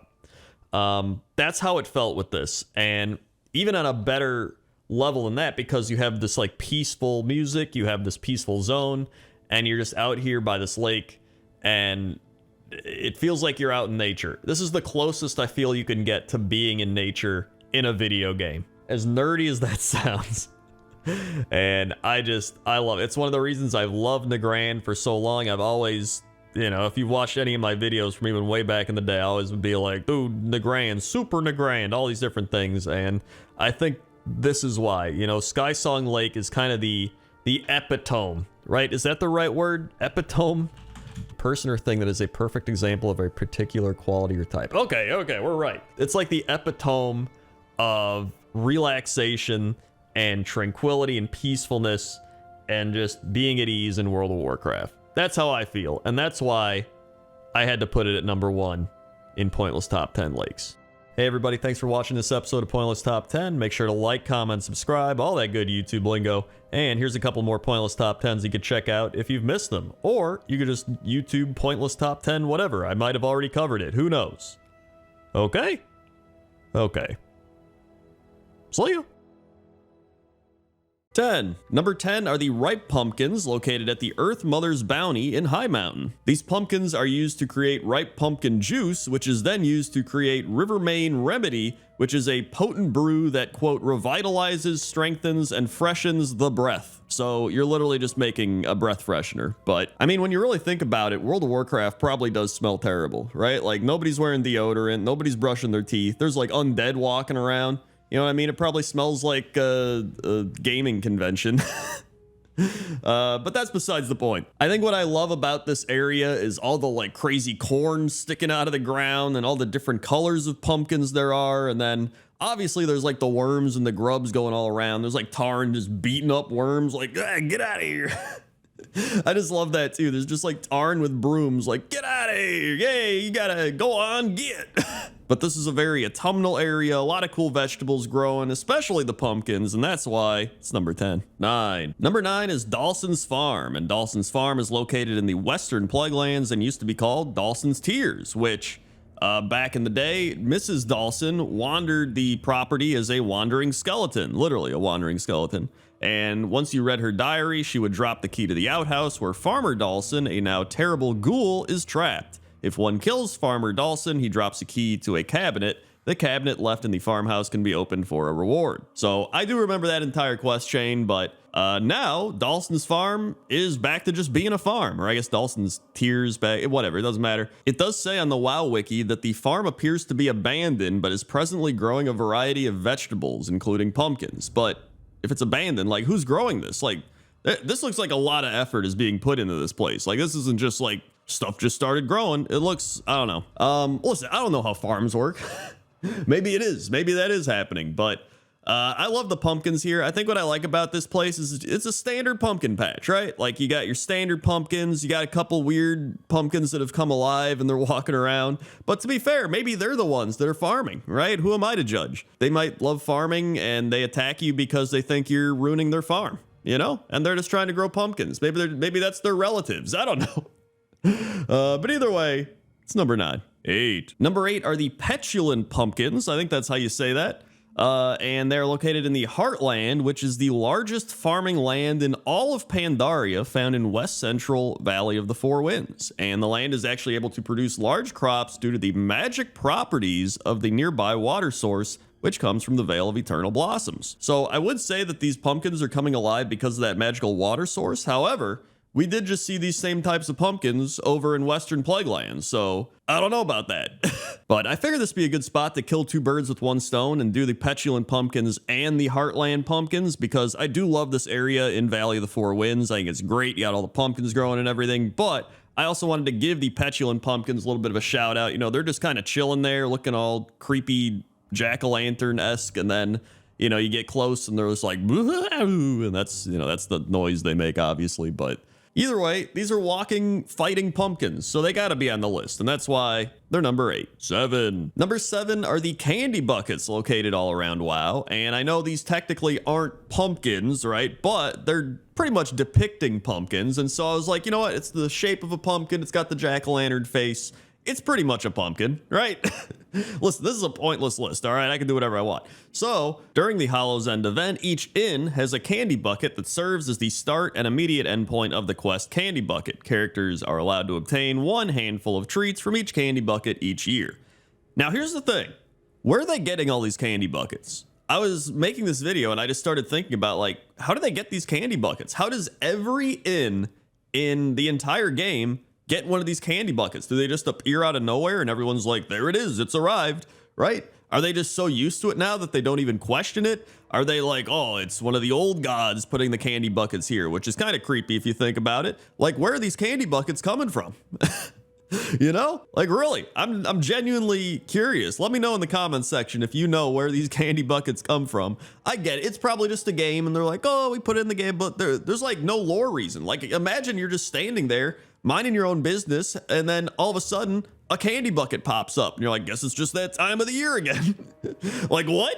Anyway, they're number 7. 6. Number 6 are the pumpkins at the rows. Not like rose like the flower, like rows like a row of something. And the rows are the bountiful fields of the Dialo farmstead on the Wandering Isle. And there's actually a lot of variety of pumpkins here. They got some like orange beige pumpkins, they got green pumpkins, they got purple pumpkins, they got a whole bunch of pumpkins. But I think the coolest part is how they're just in rows, hence why the place is called rows, right? They also have rows of carrots and turnips and berries and a whole bunch of stuff.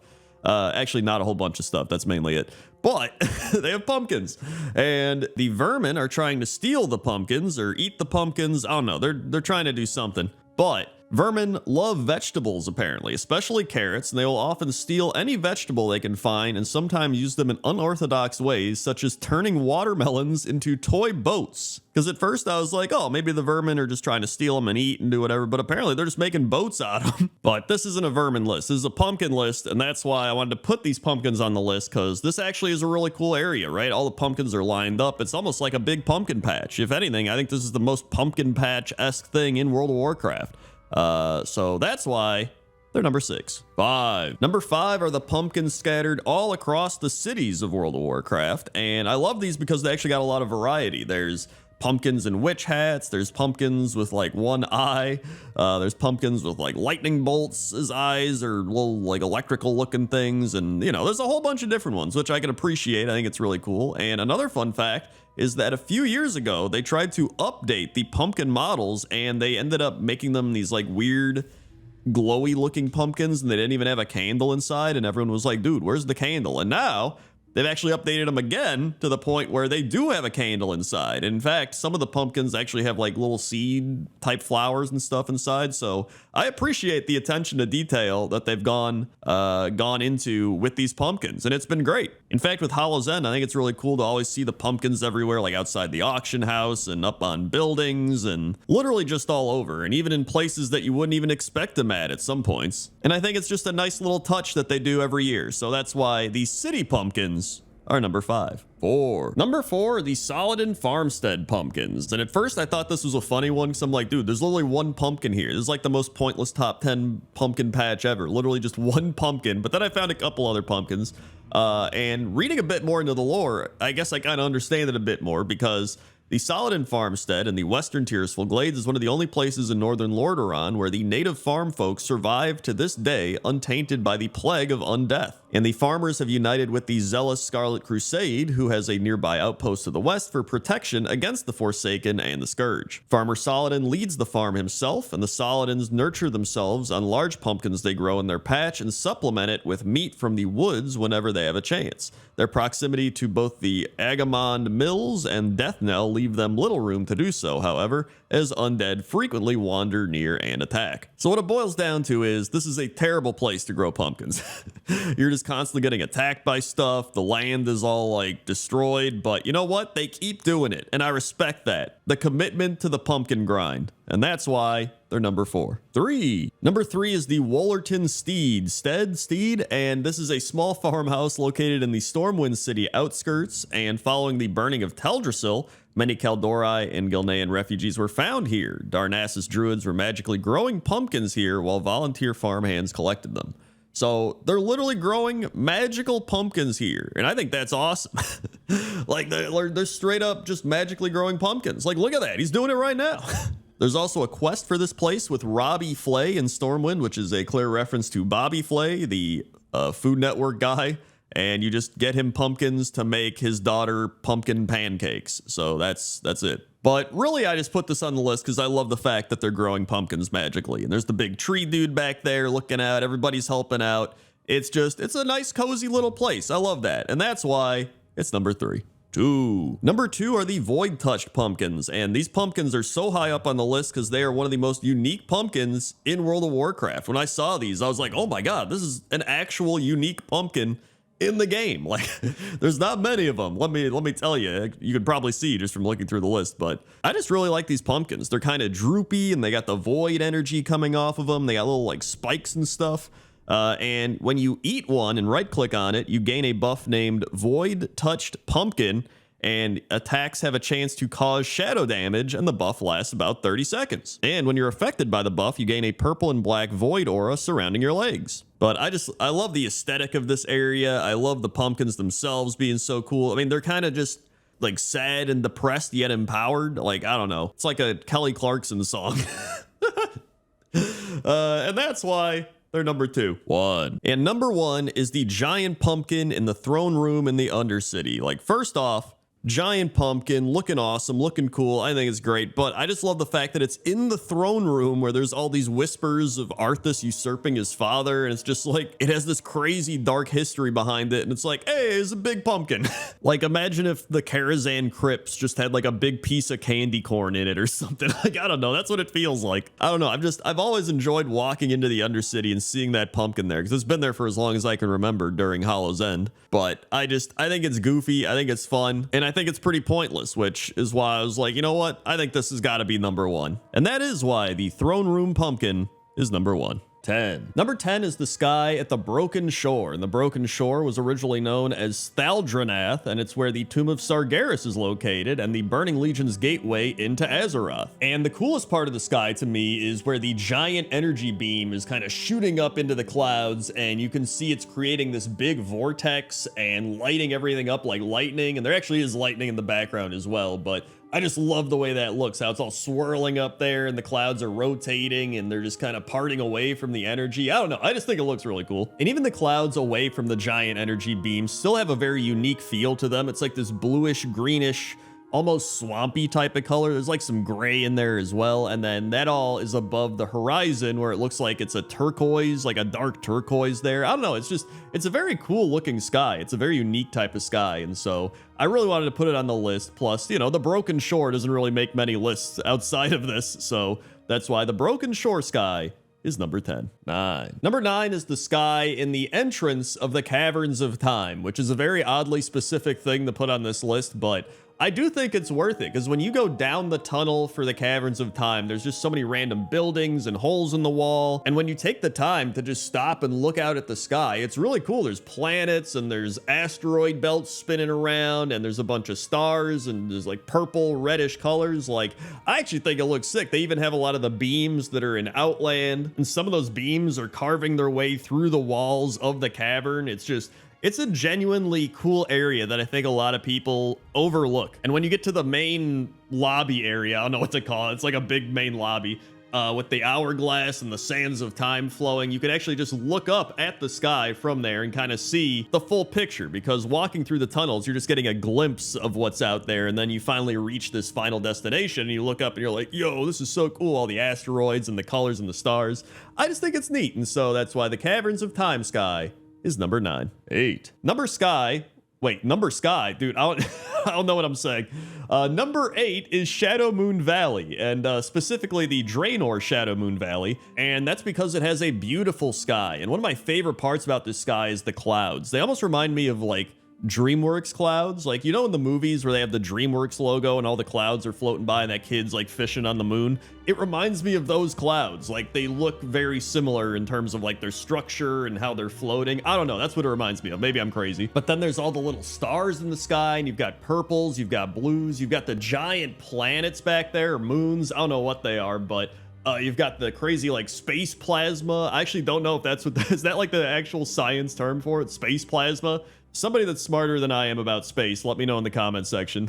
Yeah, I think this sky just looks so cool in so many different ways, with the clouds and the stars and the planets and all the different colors, and it's just, I just like it a lot. So that's why the Shadow Moon Valley and Draenor sky is number 8. 7. Number 7 is the sky in Zuldrak, and this is such a cool sky because of the way the clouds move. So you have some clouds going one way, you have some clouds going the other way, and it creates this cool animation up in the sky on top of the lightning and the different colors, because some of the clouds are just kind of gray and blue, but then it transitions into this bluish red color and almost feels like the blue outlines the clouds, which I just think looks awesome. And then the red almost mimics the trees. Like, I think the color of the trees is almost reflecting back into the clouds. That's kind of the vibe that I get. But it's also possible that's just the way the clouds are. Like, I feel like I'm in an art museum right now trying to overanalyze something that doesn't really have that deep of a meaning. Like, it's probably just some guy at Blizzard being like, this looks kind of cool and it matches the aesthetic of the zone.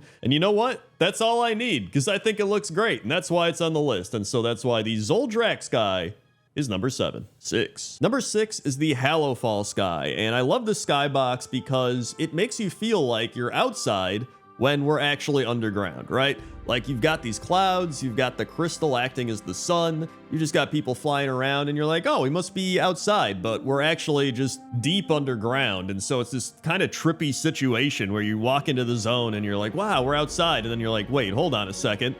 No, we're not. And I actually thought about putting this higher up on the list, but I do think this skybox is kind of carried by the crystal, you know what I mean? And so that made me kind of drop it down a bit, because I was like, if the crystal wasn't here and it wasn't shining and lighting everything up, I think the sky would just be kind of okay, or just be a cave. But I guess you can kind of say that about anything on the list. Like, if you get rid of the clouds and the colors, it's just a normal sky. Like, I don't know.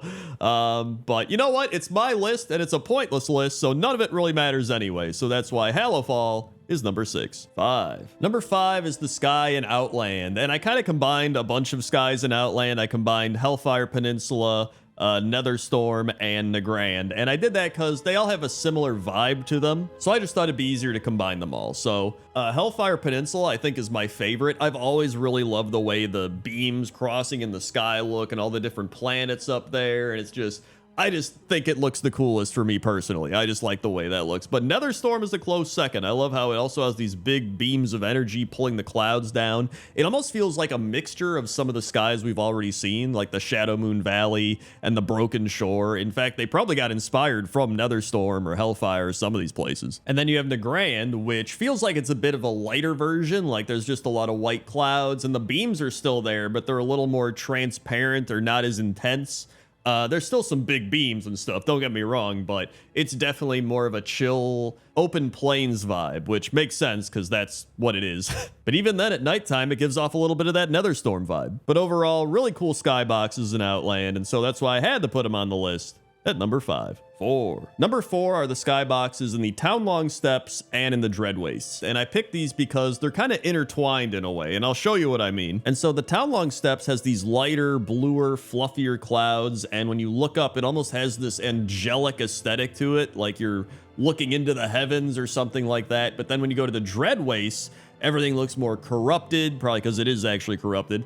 And it's just dark and gloomy, and it has this kind of ghostly aura going around. And then you slowly look up and you see this black sky with all these veins kind of working their way through the sky, as if it's like corrupting the circulatory system of the atmosphere, you know what I mean? But then if you go back and forth on the border between the two zones, just look at that. Look at the contrast between the two. It's like, whoa, whoa. And it's almost like one of the zones is how the sky is supposed to be, and then the other zone is how it has been corrupted. And so I just love seeing that and going back and forth in the contrasting skyboxes, and it just looks really cool. And so that's why I had to put it at number 4.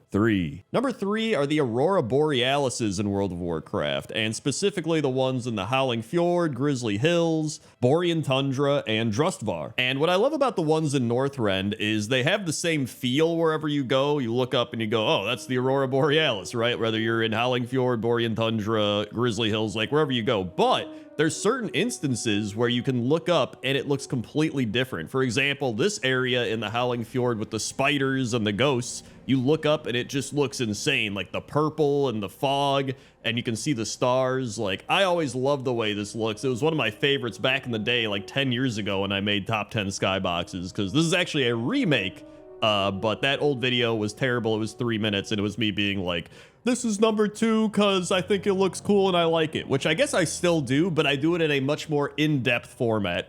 And then there's the Aurora Borealis in Drustvar up in the mountains, which does look like a much higher quality version of the Aurora Borealis, and the colors are a little more richer and deeper, but I still think the Northrend Aurora Borealis is pretty cool. And so that's why all the Aurora Borealis skies are number 3. Number 2 is a combination of the Stormsong Valley, the Onaran Plains, and Dornegal. And I did this because a lot of them are just these big, wispy, fluffy white clouds, and they each have their own variation of that, but I think each variation is pretty cool in its own way. And I love that in the Onaran Plains, the clouds kind of resemble wings. Like, that's what I think of, right? Like the hawk wings or eagle wings, and it's just, they look very wispy and feathery and almost whimsical in a way. And then over in Dornegal, I feel like the clouds remind me of a painting almost, like an oil painting, the way they look and how they've got this smudgy look to them. I don't know how to describe it other than that. It's very like smudgy. But then some of the clouds are very stringy, like, I don't know. And then the Stormsong Valley clouds really do give off this vibe of like a big storm is about to roll in and you can see it coming in, these big thunderous monstrous clouds, and then the sky turns dark, and it's just, I love that. I think the aesthetic of Stormsong Valley is my favorite part of it. But yeah, all these places have phenomenal skyboxes, and I like all of them, and that's why I put them at number 2. And number 1 is the Ardenweld sky, and this is without a doubt my favorite sky in World of Warcraft. I didn't even remember this one. I was like, I should go check Shadowlands. There might be some cool stuff there. And then when I got to Ardenweld, I was like, dude, this is amazing. Like, it's genuinely just such a beautiful sky, like all the different blues and the purples and the various colors, and you have all the like stars in the sky, like all the constellations and stuff. But like, I don't even know if these are real stars, because like, aren't we in the afterlife, right? Like, I don't know, maybe it's an illusion, maybe this is all magic, but whatever it is, it's beautiful. And in fact, there's these meteor showers or star showers, I don't know, whatever it is, there's these little balls of light that come shooting down. They're like pew pew pew, almost like it's raining stars. It's just, it's so cool, and it's probably one thing that people have forgotten even existed, because Shadowlands was an expansion that not many people played or don't want to go back to or whatever, but this is easily one of the coolest things that came out of Shadowlands, and that's why it's number 1. Number 10 is Thunder Peak, which is the volcano in Ashenvale near the remains of Iris Lake, and home to Lord Magmathar, who sits atop this volcano and is a fire elemental yelling a bunch of random quotes, such as, "The earthen ring cannot withstand my fury. Ashenvale will burn. There is no escape. There is only the fiery embrace of my lava." So he's pretty mad. And he's the one who caused this volcano to erupt. I mean, he's got the whole forest burning. He's got his minions going around burning stuff. So, I mean, he did what he set out to do, and he created a volcano in the process. So, I mean, for all those reasons alone, it may not be the greatest volcano, but you know what? It's a volcano, and that's why it's number 10. Number 9 is the Hand of Gul'dan volcano, which is this massive volcano west of the Black Temple in Shadowmoon Valley that was raised up by, as you might have guessed, Gul'dan. And there's actually some interesting lore behind this. So, according to Wowpedia, and according to the Earthen Ring, this volcano was raised by Gul'dan himself when he severed the connection between the Orcish people and the elemental spirits of Draenor through the words of the Cipher of Damnation, which were used against Cyruk the Fire Lord. I don't know how you say that name. And the volcano now dominates much of the landscape in the valley. The truth is, it always existed, and the spell that severed the connection to the elements also turned the volcano fell. A vision of this act is repeatedly depicted at the Altar of Damnation near the Fell Pits on the volcano's western face. Alternate Gul'dan tried to create the volcano as well in alternate Shadowmoon Valley, but was stopped. And during the Second War, Gul'dan compared raising the broken shore from the oceanic floor to raising the volcano from the ground of Shadowmoon Valley. So, really cool lore behind this volcano. I love the atmosphere, the aesthetic of everything. You got the rocks falling in the sky, you got the fell lava all around, and it's pretty cool. But you know what? I think there are some better volcanoes, so that's why I put it at number 9. I'm sorry, Gul'dan. It's still a cool volcano. 8. Number 8 is the Bleeding Mountain Volcano, which is a subzone in Frostfire Ridge, and it's a large volcano next to the Thunder Pass and inhabited by Fire Fury giants. I actually like the name for the volcano, the Bleeding Mountain, because it pretty much is what a volcano is, right? Like a bleeding mountain. I never thought of it that way.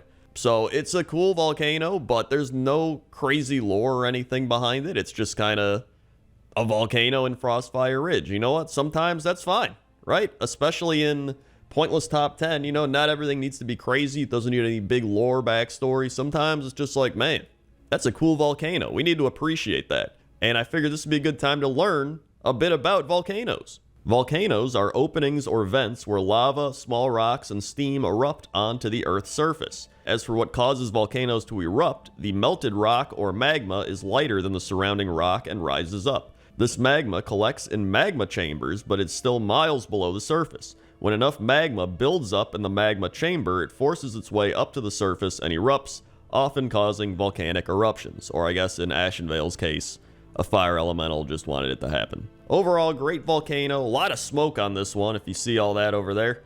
And, it's number 8. 7. Number 7 is the Inferno Peak, which is a large area of fell volcanoes in the eastern section of Mardoom, and several areas like Forge of Corruption, the Doom Fortress, and Illidari Foothold are located here. And it's also the starting area for demon hunters. Honestly, I like this fell volcano area, and when I see the Inferno Peak, I really just think of the Gul'dan volcano, but like more updated, more of them, and just, you know, just fresher, more vibrant. You know, it doesn't have that Gul'dan backstory, but Mardoom in itself has a bunch of lore behind it. And I mean, just looking around at all these volcanoes and all the fell lava and everything, it just looks really cool. And, you know, I never really see people mention the Demon Hunter starting area that much, at least not since Legion. And it's kind of cool to go back and see a lot of the cool stuff that is and was there. So I really enjoy seeing all these fell volcanoes, all this fell lava there. It's pretty cool. You know, it really is, I feel like, an updated version of the Gul'dan volcano. And that's why it's number 7. 6. Number 6 is the Obsidian Dragon Shrine Volcano, and I'm going to read a bit about this from Wowpedia, because I think it does a better job describing it than I will. It is the Black Dragonflight's Dragon Shrine, located at the base of a volcano in northwestern Dragonblight. The shrine is as barren and blasted as the Ruby Dragon Shrine is lush, its skeletal trees perpetually burning and magma surging just below the skin of the land. While its location at the foot of a volcano reflects the earth-warding duty afforded to the Black Dragonflight and the potent energies within the earth, its constant smoldering nature is also reflective of the Dragonflight's destructive nature and is likely not due to the actions of the Scourge. Because during the war against the Lich King, adventurers were sent here by Bitter Nalist to aid Serenar in removing the invading Scourge, as this charred site is a sacred place for the Black Dragons. So there's some lore information behind the Obsidian Dragon Shrine Volcano, and I mean, really, I think this is just cool. Like, you get to walk into a volcano, which is pretty sick, and almost looks like you're walking into a dragon mouth, and then the lava is kind of like chunking down, and I feel like this is more natural to how lava actually moves, you know what I mean? So, I mean, really cool aesthetic. There's like dead dragons and stuff in here, and it has some cool lore behind it, so that's why it's number 6. 5. Number 5 is Fire Plume Peak, and Fire Plume Peak is a volcano in the northwesternmost part of the Molten Front in the Firelands, and this is actually where Firehawks make their home, and the Firehawk matriarch and her eggs can be found at the top, while lava elementals roam around the base. And it's honestly just really cool. I mean, if you look at some of the things here, there's actually these wind currents all over, and you run into the wind currents, and then it goes woo, and it shoots you up. and you can get to different parts of the volcano, and you can get to these platforms as well. And the platforms are really cool because they're like crumbling apart. And I just love how the rock kind of crumbles because it's an animation I don't really see a lot in World of Warcraft. Like, this is one of the only times I've seen this animation. So I think this is really cool. And I never even knew this thing existed. I mean, I kind of did back in Cataclysm, but I think I played this like once or twice and then I just repressed it, as most people do with Cataclysm and, you know, some of the other expansions. But this is one of those things where you go back and you're like, dude, this is pretty sick. And I mean, I'm not gonna lie, it's one of 10 volcanoes. There's like, I think there's actually 11 or 12 volcanoes in World of Warcraft. And so this list was pretty easy to compile, but actually sorting them out from like 1 to 10 was kind of tricky. But I thought this one was cool enough to be right in the middle, and that's why it's number 5. 4. Number 4 is Scale-Cracker Peak, and this is Dragonflight, everybody. You can tell because it actually looks probably like the best volcano we're gonna look at today. It's just, you know, graphically the lava looks amazing, the mountain looks amazing. This is actually where you get one of the dragon glyphs for dragon flying. It's all the way up at the top. You go to the top, you get it. So everybody, if you played Dragonflight and you got all your dragon glyphs, you've been to Scale-Cracker Peak. So there's a fun little fact for you. But overall, I mean, this volcano is just awesome. Like, you got all the lava streams flowing down. You got the frogs just chilling out by the lava.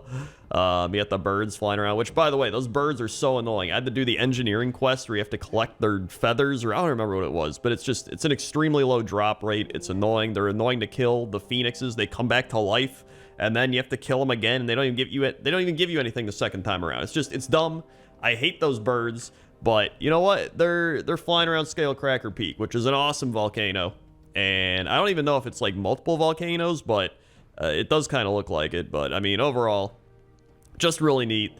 And I had to put it on the list just because it's new and there's very limited amounts of volcanoes in the game anyway, as I mentioned before. So that's why it's number 4. 3. And number 3 is Black Rock Mountain. And you had to know Black Rock Mountain was going to be on this list, right? But the mountain is actually a volcano that was created at the end of the War of the Three Hammers when the Dark Iron Lord Tharazan accidentally summoned Ragnaros, the Fire Lord, from his prison in the Firelands. The power unleashed by his rebirth was so massive it shattered a large section of the Red Ridge Mountains, creating the areas now known as the Searing Gorge and Burning Steppes, creating the Black Rock Mountain.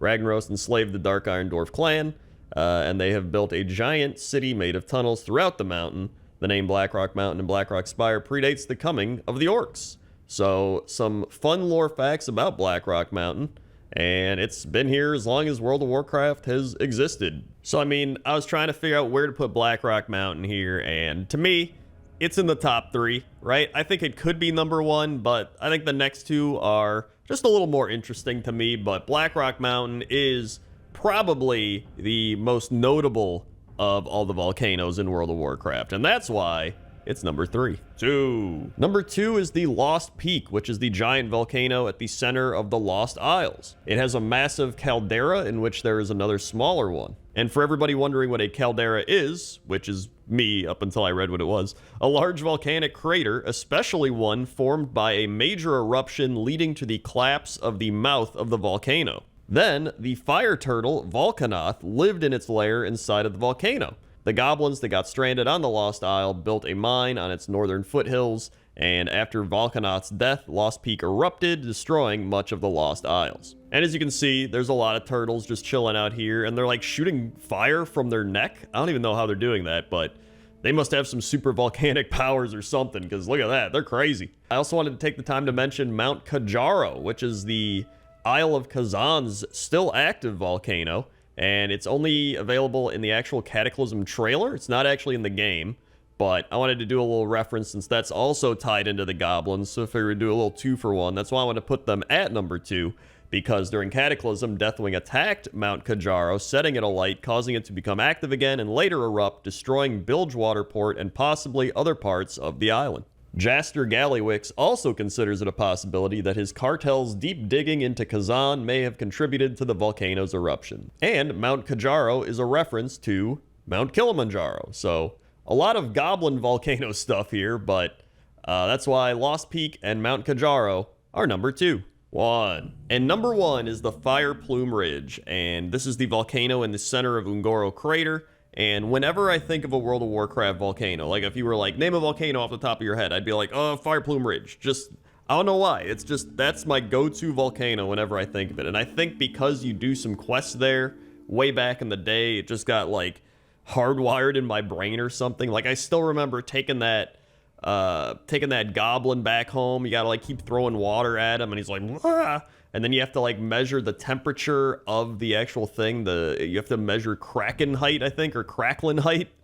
And the hottest place in the ridge is apparently 428,000 degrees crackling height, which I don't know how you convert that to Fahrenheit or Celsius, but somebody probably has. According to Wowpedia, the fiery mountain forms a natural border where the jungle meets the earth, and shallow veins of magma flow beneath the bowl of the crater, heating the steam pools and geysers around the Ungoro crater. After the Fourth War, Zakan reported that the volcano continues to teem with elementals and wildlife. The spirits of fire told him that they have been burning here for centuries, petering out and reigniting over and over again. Zakan would like to take Queen Talanji here one day if she'd agree to keep up good relations between the Darkspear and the Zandalari. I really love this volcano. I think the fact that it's also in the Ungoro crater, which is very like, you know, prehistoric and everything, I think really makes me think volcano as well. And so for all those reasons, that's why it's number 1 on this list. Hello everyone and welcome back to another episode of Pointless Top 10, a show where we make top 10 lists out of pointless things. Why are we flying by this pointless statue in Booty Bay? Because inside pointless things are treasure. Let's begin.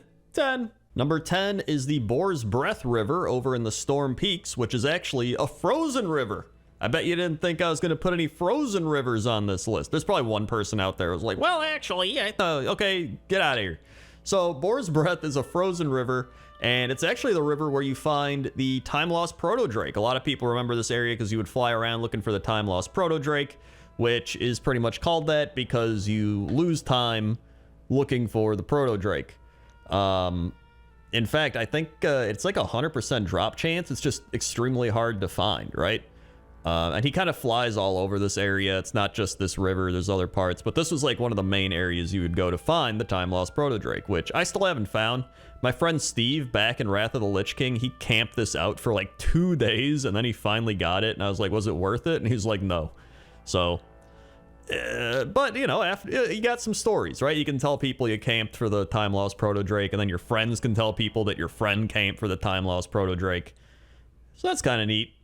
And it's a frozen river, so that's number 10. 9. Number 9 is the Verdantis River in Feralis, and this was one of those rivers that I always would walk by or run by, whatever, in the game, and I just love the aesthetic of this river, because I love Feralis. You know, it's very green and kind of jungle foresty, but you have these big rocks by the river, and it's just got some good fishing spots. It's actually the place I picked to do one of my Orc vs. Wild. I think it was the one with Billy and Boar Thrills together. It was like the Surviving whatever. That other Bear Grylls show that he did that I parodied. I forgot what it was called. But either way, this is why I picked this area, because I just love the way it looks. It's just like a majestic jungle forest river. And I really like that. And a lot of times it's raining, and I don't know, I just got a soft spot for it. You know, it's not like the greatest river. There's plenty of better rivers that are out there that we're obviously going to get to, but I had to put this river on, because whenever I thought of rivers in World of Warcraft, this was one of those rivers that just would, you know, speak to you on a spiritual level. It just spoke to me on a spiritual level. I also learned that it's the only place you can catch the Feralis Ahi, so there you go. You can catch Feralis Ahi here for anybody that's been looking for one. There's just one guy out here that's like, oh my god, that's where I catch it? I've been trying to catch the Feralis Ahi for years, but I've been fishing in Winter Spring. Oh my god. 8. Number 8 is the Northgate River, and this is the river found in Gilneas. According to the Wowpedia, Northgate River is a river found in the Gilnean Peninsula. It runs from a waterfall coming down the eastern section of the Greymane Wall, crossing the Northgate Woods and past Emberstone Village around Gilneas City to at least Aderic's Repose, and empties into the sea through a narrow area between the two headlands. I'm not gonna lie, I don't know what half that stuff means.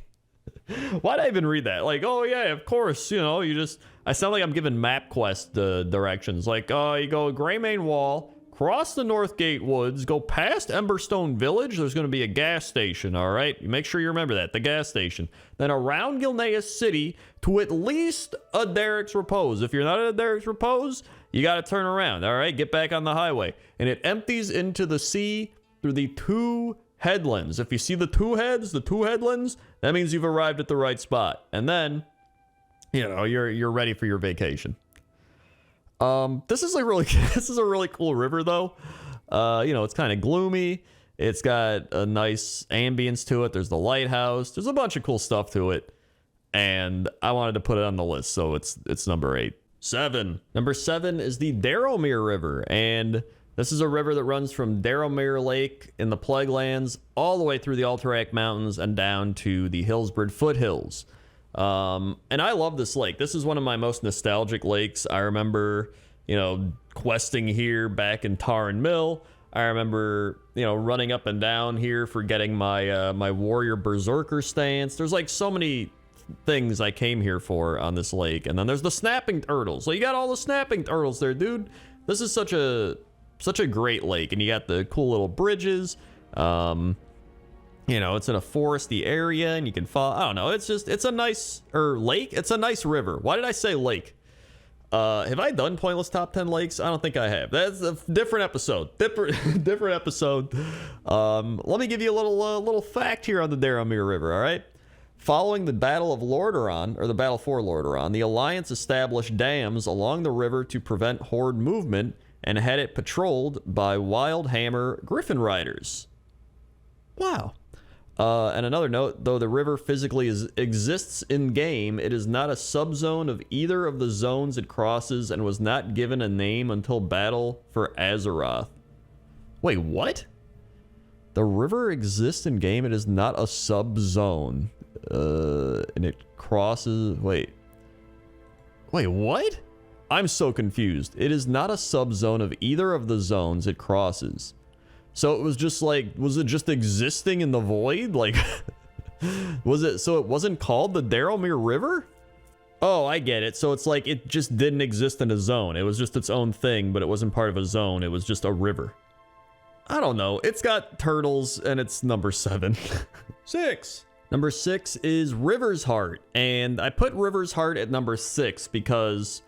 I don't know. I was a little confused on it because it's a bunch of rivers joining into one spot. You know what I mean? So it's not really one river, but it's also numerous rivers at the same time. You know what I mean? It's like, it's the heart of the rivers. Part of me was almost like, dude, I should put River's Heart at number 1. This is like the heart of the rivers. But then I was like, but it's not really a river, right? It's like the rivers come together to this spot. Numerous rivers make this river, but it's not really a river. It's more of like a lake. Right? Like River's Heart is more of a lake than a river. Am I wrong?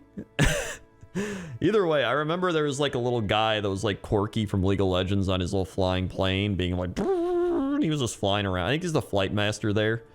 Oh yeah, his name's Marvin Wobble Sprocket. So that alone has to bump this up a little bit. So it's it's number 6. 5. The Nosferatu River is one of the longest rivers in World of Warcraft, and it's probably the longest in the Eastern Kingdoms. It starts in Red Ridge Mountains and can be seen tumbling down a waterfall in southwestern Red Ridge. Then it flows west, bordering Duskwood and Elwyn Forest, making it a natural border between the two regions. Keeps flowing into the mountains southwest of Stormwind City, tumbles into the river, and there it sharply turns and heads south, marking the borderline of Westfall with Elwyn Forest, and further south, the main river continues, making the border with Duskwood. The river then flows into the jungles of Stranglethorn Vale, tumbles into Lake Nosferatu, and finally pours into the Great Sea south of Gromgal Base Camp. So this thing spans like almost half the continent. I guess, well, would that be half the continent? It's like, it's a good chunk of the Eastern Kingdoms. This thing crosses like numerous zones. It is a massive river. The only reason I have it at number 5 and not a little higher up is because number 1, I always was more of like a horde player. So I always didn't really care as much about this river. I think if you were Alliance and you played a lot of Alliance, you'd probably place this higher up on your list. But it's still just like a massive river. Like it is crazy, man. But you know, it's nothing spectacular, right? Like it's just your standard river. It doesn't have any like crazy wacky stuff about it, but you know what?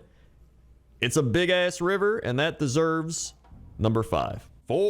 Number 4 is the South Fury River. Wow, crazy. It's almost like this is very similar to the last river we did, but I have slightly more nostalgia with it, so I put it one ahead of it.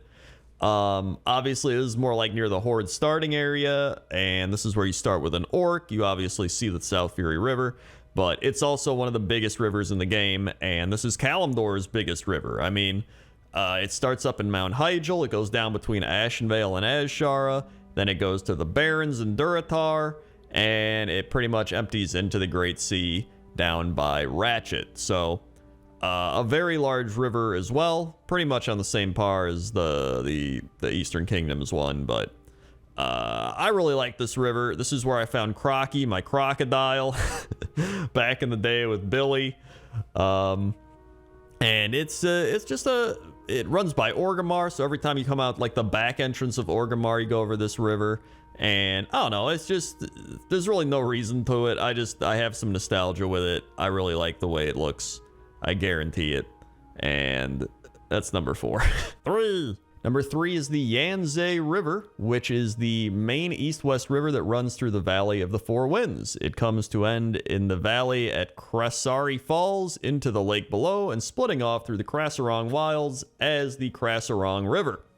And apparently, it is probably based off the Yangtze River, which is the longest river in Asia, the 3rd longest in the world.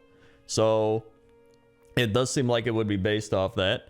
But the big thing with this river is that it's just a really nice river. You got a bunch of animals running around. You have some really nice trees and aesthetic and lily pads. And there's just so much going on by the rivers. And it's just very peaceful. It's very tranquil. And you can just... this is the type of river you can just take a boat ride down and be like, dude, this is really nice. Like, this is just a really nice river until you like fall off into the Krasarong Wilds or like a wolf attacks you or birds attack you. But like aside from that, it would be a really nice trip, which, you know, when you think about it, that's just a lot of nature. You know, whenever you think about nature, you're like, oh, I could go camping, or like, oh, I could sit outside. And like every time you do something like that, there's like gnats flying around. There's like hornets trying to sting you. There's like mosquitoes biting you. It's like, come on. Like, why do these bugs gotta just be out here? Get out of here, bugs. Get out of here.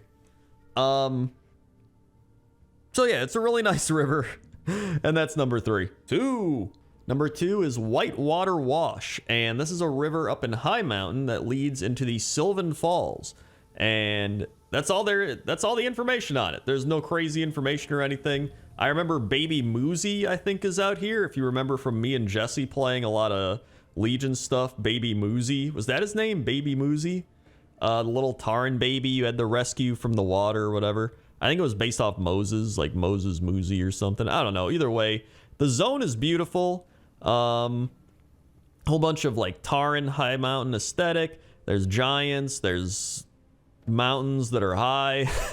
And we're not talking like tall mountains. We're talking like 420 baked mountains, man. You go talk to those mountains, they're just like, yo, man, I'm a mountain, dude. Then they just start laughing and you're like, oh my god, these mountains, man, they just laugh at everything. But you know, this place, it doesn't have any wacky, crazy, interesting facts like how, you know, some of the things like, oh, this is where Sylvanas fought in the 4th War of the Everglades or something. I don't know. But, or like, oh, this is where Arthas yelled at Uther because he didn't get the birthday party he wanted. And Uther was like, you don't deserve a birthday party, Arthas. You were just killing a bunch of people that could have been innocent. And he's like, well, some of them were diseased. And guess what? I have a horse. It's an invisible horse. You can't even see it. And I just want a car, all right? I just want a car. It's my 16th birthday party, and I need a car. He's like, no, you're spoiled, Arthas. You're spoiled. You don't deserve a car. And he's like, you know what? I'm done with this. I'm going up to that frozen throne, and I'm going to grab that sword. And that's how Sweet 16 Arthas episode 1 begins. I don't know. It's number 2. 1.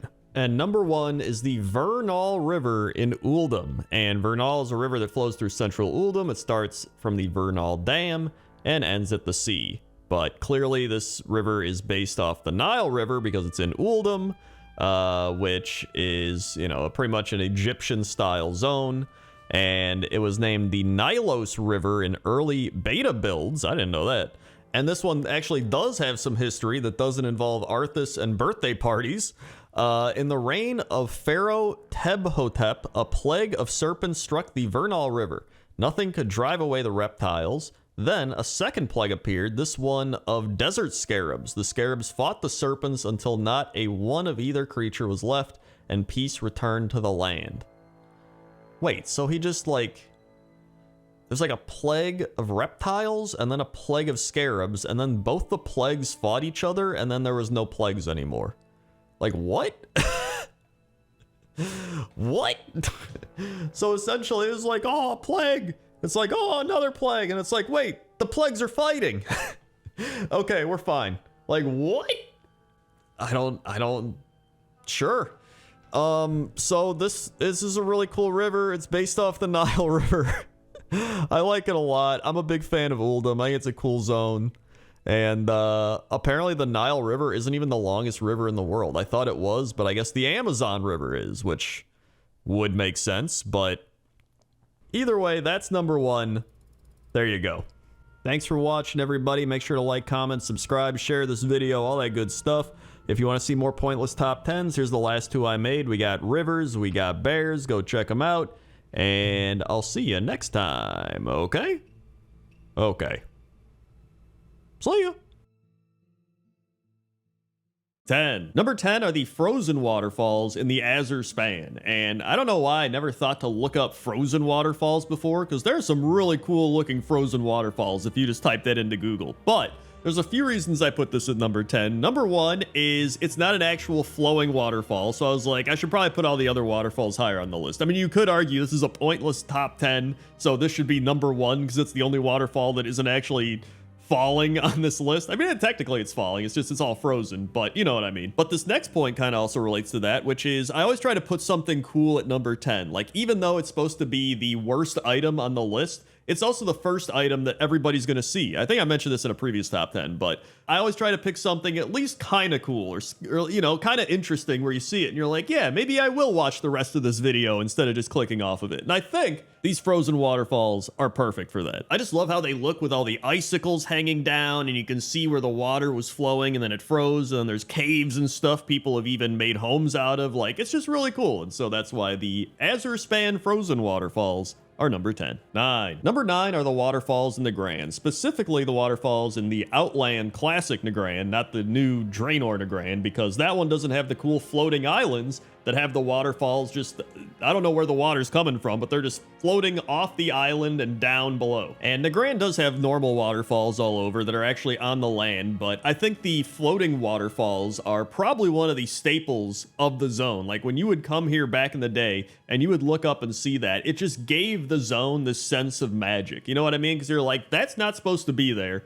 I don't know how that's happening. I don't know why it's happening, but it is happening, and that's pretty cool. Also, you might be thinking, Crendor, didn't you make a pointless top 10 waterfalls before? And I did, but it was 10 years ago, and it was very much different from the current pointless top 10 format. And it's kind of funny, because in that video, I put the Nagrand waterfalls at number 1, so I don't know if my tastes have just changed as I've gotten older. That was 10 years ago. Or maybe there's just been so many new waterfalls with all the different expansions, or I just have a different appreciation of certain waterfalls and what I'm looking for. But it is pretty cool to look back and think of how my tastes and opinions have changed over the years. And so that's why the Nagrand waterfalls are now number 9. 8. Number 8 are the waterfalls in Suramar, specifically the ones that are adjacent to high mountains. So high mountains all the way up there, and then all the snow is melting, and it's just all flooding down the mountain. It's all just flowing, making these waterfalls, and I just love the way it looks because there's so many waterfalls. It reminds me of Winter Spring, And there used to be that one area in Winter Spring. Well, there still is. But there's like one big waterfall that would flow down into Azshara from Winter Spring. But this feels like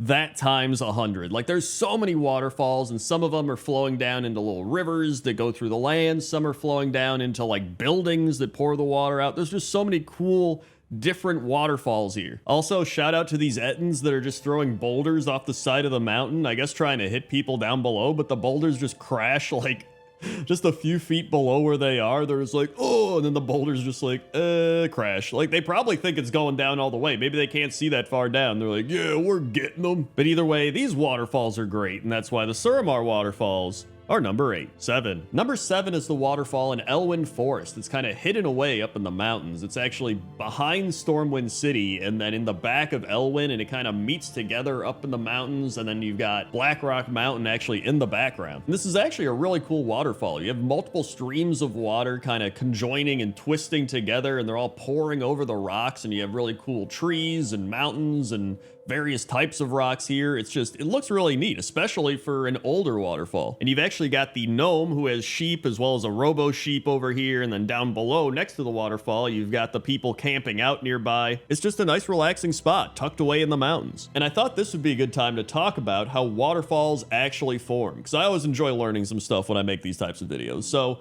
waterfalls can be formed in several ways, according to Wikipedia. But the most common method of formation is that a river courses over a top layer of resistant bedrock before falling onto softer rock, which erodes faster, leading to an increasingly high fall. So that's pretty cool, and that's why the Elwynn Forest waterfall is number 7. 6. Number 6 are the waterfalls in Hallowfall, and I specifically chose these ones over here, which are these waterfalls that lead to the Hungering Pool, which is a large sinkhole that all the rivers flow into in central Hallowfall. In fact, this is where the entrance to the Sinkhole Delve is located at, all the way at the bottom. But one of the reasons I put this on the list is it feels like a more modernized, intense version of the old Stranglethorn whirlpool sinkhole that the Cataclysm caused. And so, you know, shout out to that one. I think there's also one in Darkshore, but I always remember the Stranglethorn one. But either way, this one just feels so much more modern, like I said. But I don't say that to shade the other waterfall whirlpool things, because I think those are really cool. But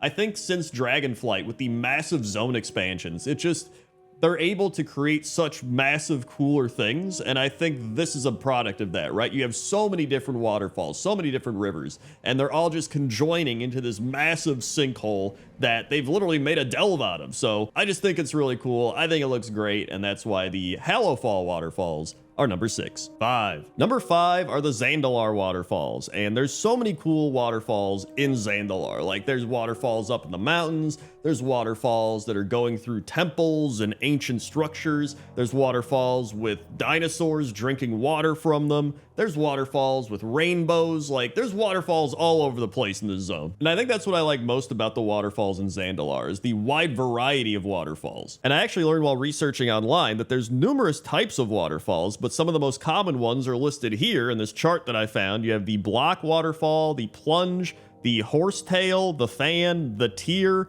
the punch bowl, and the segment. And another cool waterfall fact is that waterfalls are essential to river health, because waterfalls play a crucial role in river ecosystems by adding oxygen to the water. And as water crashes down, it mixes with air, increasing oxygen levels that are vital for aquatic life. And this process, called aeration, helps support diverse fish populations and other aquatic organisms. So there we go, waterfalls are pretty awesome. And that's why the Zandalar waterfalls are number 5. 4. Number 4, the waterfalls located at Ice Mist Village, which is located in Dragonblight on the edge of Lake Wintergrasp. And I just love the way these waterfalls look. It looks like it's supposed to be one big waterfall spilling over from Lake Wintergrasp, but then each part is kind of segmented by these big stone pillars of rock. Actually, that sounds kind of redundant. Stone pillars of rock. It's just they're big rock pillars. I don't know.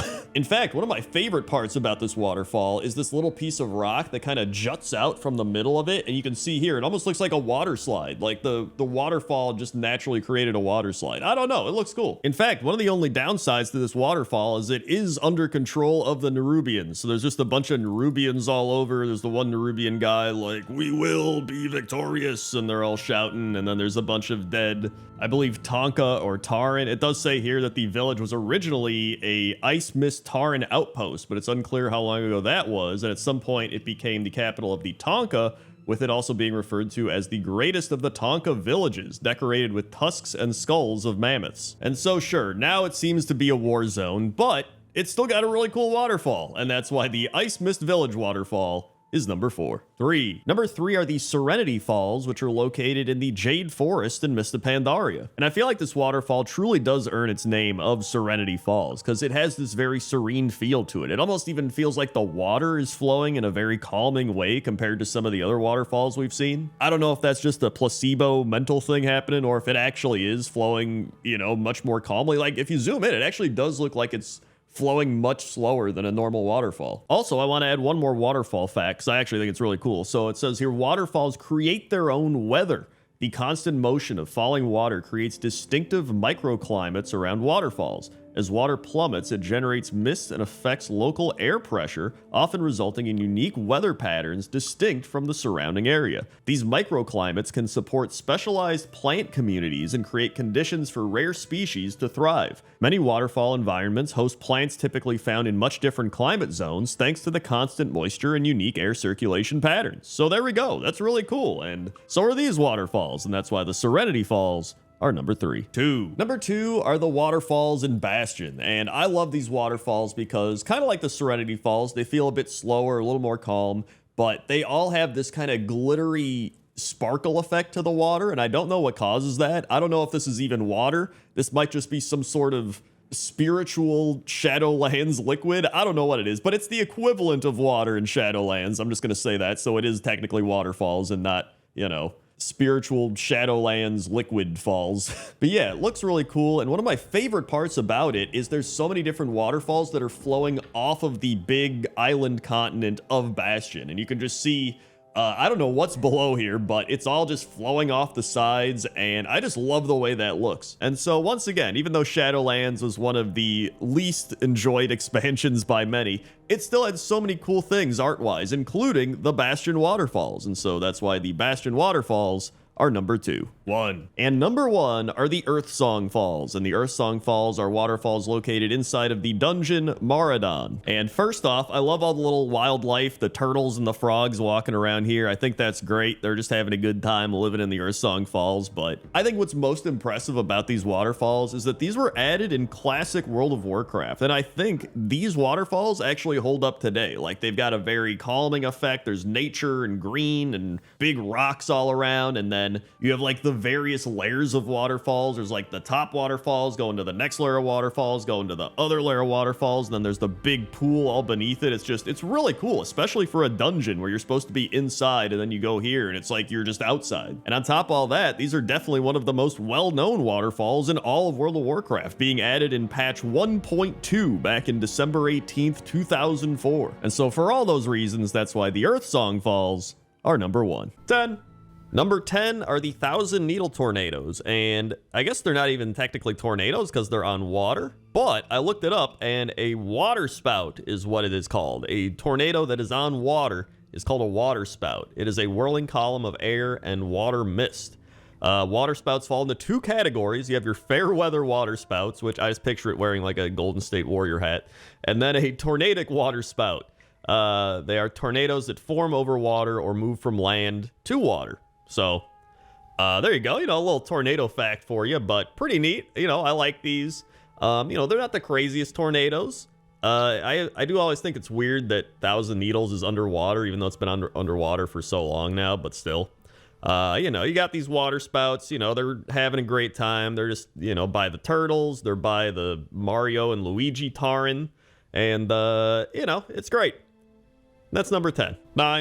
Number 9 is Cyclaris, who's an air elemental located in the Eye of the Vortex in Darkshore, and this is the BFA Darkshore, not the old Darkshore. And he's just a big tornado guy that's got a bunch of, you know, people summoning him, and, you know, he looks pretty cool. He's got like lightning in him and dust coming up. Like, he's actually pretty sick. I almost put him up higher on the list, but there's a lot of good options on this list, and I think, you know, some of the higher up ones have a bit more depth to them besides just, you know, big boss from BFA, essentially. He almost, you know what, his head looks a little weird. It almost looks like a Hey Arnold character, you know? You know how goofy Hey Arnold characters used to look? Like, his head just gives me that vibe of, like, he could have been one of Hey Arnold's friends. If he was a human, not a tornado. But he still looks pretty neat. So he's number 9. 8. Number 8 are the Tanaris tornadoes. And much like how the water tornadoes aren't just called water tornadoes, these are called either sand vortexes or dust devils are the actual terminologies I found. And apparently, according to weather.gov, it is actually called a dust devil. I didn't realize a dust devil was like an actual term. I thought it was just, you know, something people made up, like, there goes dust devil, you know what I'm saying? So the main reason I picked these isn't just because of, like, they look cool, because they do look cool, right? It's because I was searching for tornadoes for this video, and I came across this one in Tanaris, and I was like, oh, this is pretty cool. And then I saw there was footprints, and someone on Reddit posted a tornado that leaves footprints, and it turns out the footprints are due to vanilla WoW implementing things like invisible rabbits to help the tornadoes actually move along. So that's crazy. I didn't even realize there's so many, I guess, invisible things like invisible rabbits, invisible infernals, invisible whatever, essentially kind of, you know, being the point of connection, I guess. Listen, I'm not a game designer. I don't know. You know, is acting like the invisible thing to guide it along instead of having, you know, to build it from scratch, I guess. Is that right? Listen, I'm trying to sound smart while not sounding smart while reading the internet. That's essentially what 80% of the internet is anyway. Maybe even more, probably like 95% of the internet. Either way, I think these are really cool. They're really interesting. And they're number 8. 7. Number 7 is the tornado in Westfall, which is called the Raging Chasm. It is a large sinkhole created by the Cataclysm in the western part of Westfall. A huge beam of energy rises into the sky, surrounded by whirling trees and chunks of earth. The crater is populated by chasm slimes. This is coming from Wowpedia. The chasm is still active as of the end of the Fourth War. The reason I put it at number 7, right, is it doesn't feel like a true tornado. You know what I mean? It's like a beam of energy. You know, is that really a tornado, though? But it does have tornadoes nearby. As you can see here, there is a tornado nearby. So, I mean, it does have that going for it. It is a very prominent area in Westfall. So, I mean, a lot of people have seen this. Even people who only play WoW to, like, level 20 have obviously ran into the Westfall Cataclysm, you know, Raging Chasm area. But I didn't put it higher up on the list because of that reason. You know, I mean, it's like, to me, it doesn't feel like it has that true tornado power. Well, actually, I guess it has the power of a tornado, but it doesn't have the true characteristics of the tornado. You know, that kind of swirling wind storm type thing. It's kind of just, it's kind of going a little too slow for me. Like, I think this would be higher up on the list if it was spinning real fast. If it had, like, you know, there was, like, buzzards and, like, animals and shit caught up in there. Not just trees and rocks. Like, it's got a building up in there. You know what I mean? I want, like, so much stuff caught up in that light beam that it just ripped apart Westfall. And maybe I'm going a little too harsh on it. You know what I mean? But that's just how it is for me. And so, but I still put it at number 7 because I do think it's still a very prominent kind of notable. I kept trying to say notoriety. Isn't that just like like paper? Hold on. Notoriety. The state of being famous or well known. Well, I guess that's, yeah, it's notorious. Why did I think of that? Whatever. Okay, it's number 7. 6. Number 6 is Tito, a wolf pet that is from Karazhan that you get from doing an achievement for collecting pets in Karazhan and the Serpent Shrine Caverns for whatever reason. But the main thing about Tito is that he has a tornado that flies in and takes him away. It doesn't actually take him away. It just shoots him up into the sky and then he falls back down. But still, look at that. And then this tornado, unlike the Westfall one, it actually does have a giant building as well as cows that are in there swirling around. Which to me, top tier. I love it. And obviously Tito is a reference to Toto, the dog in Wizard of Oz. So, you know, a little bit of a Wizard of Oz reference there. But Overall, I think I put Tito here because at number 6, he's just a really unique pet that has that tornado ability. The tornado itself that comes in to take him away and fling him up into the air is actually a really cool tornado. And so it's just a nice little combo, right? And it's referencing the Wizard of Oz, which is also a big, it's got a massive tornado. Maybe one of the most popular tornadoes in movie history. So that's why he's number 6. 5. Number 5 is the Eye of the Vortex in Darkshore, which is this massive tornado in Darkshore, and it's actually got some cool lore behind it. So the Eye of the Vortex was the epicenter of the massive storm threatening to tear apart Darkshore after the Cataclysm. Twilight's Hammer agents flew near the top of the vortex and kept the storm from dissipating. And using every ounce of his power, the newly reawakened Malfurion Stormrage attempted to stabilize the storm, managing to prevent it from shattering Darkshore and sweeping the region away into the ocean. With the help of Elder Brownpaw, Selene, Arum, and Thessera, they were able to stop Twilight's Hammer, the Twilight Hammer, from making this storm essentially just destroy the entirety of Darkshore, which is insane. I didn't know that.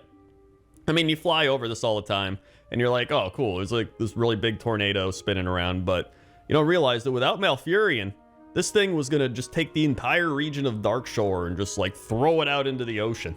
The same way, I guess, like the Pangea happened.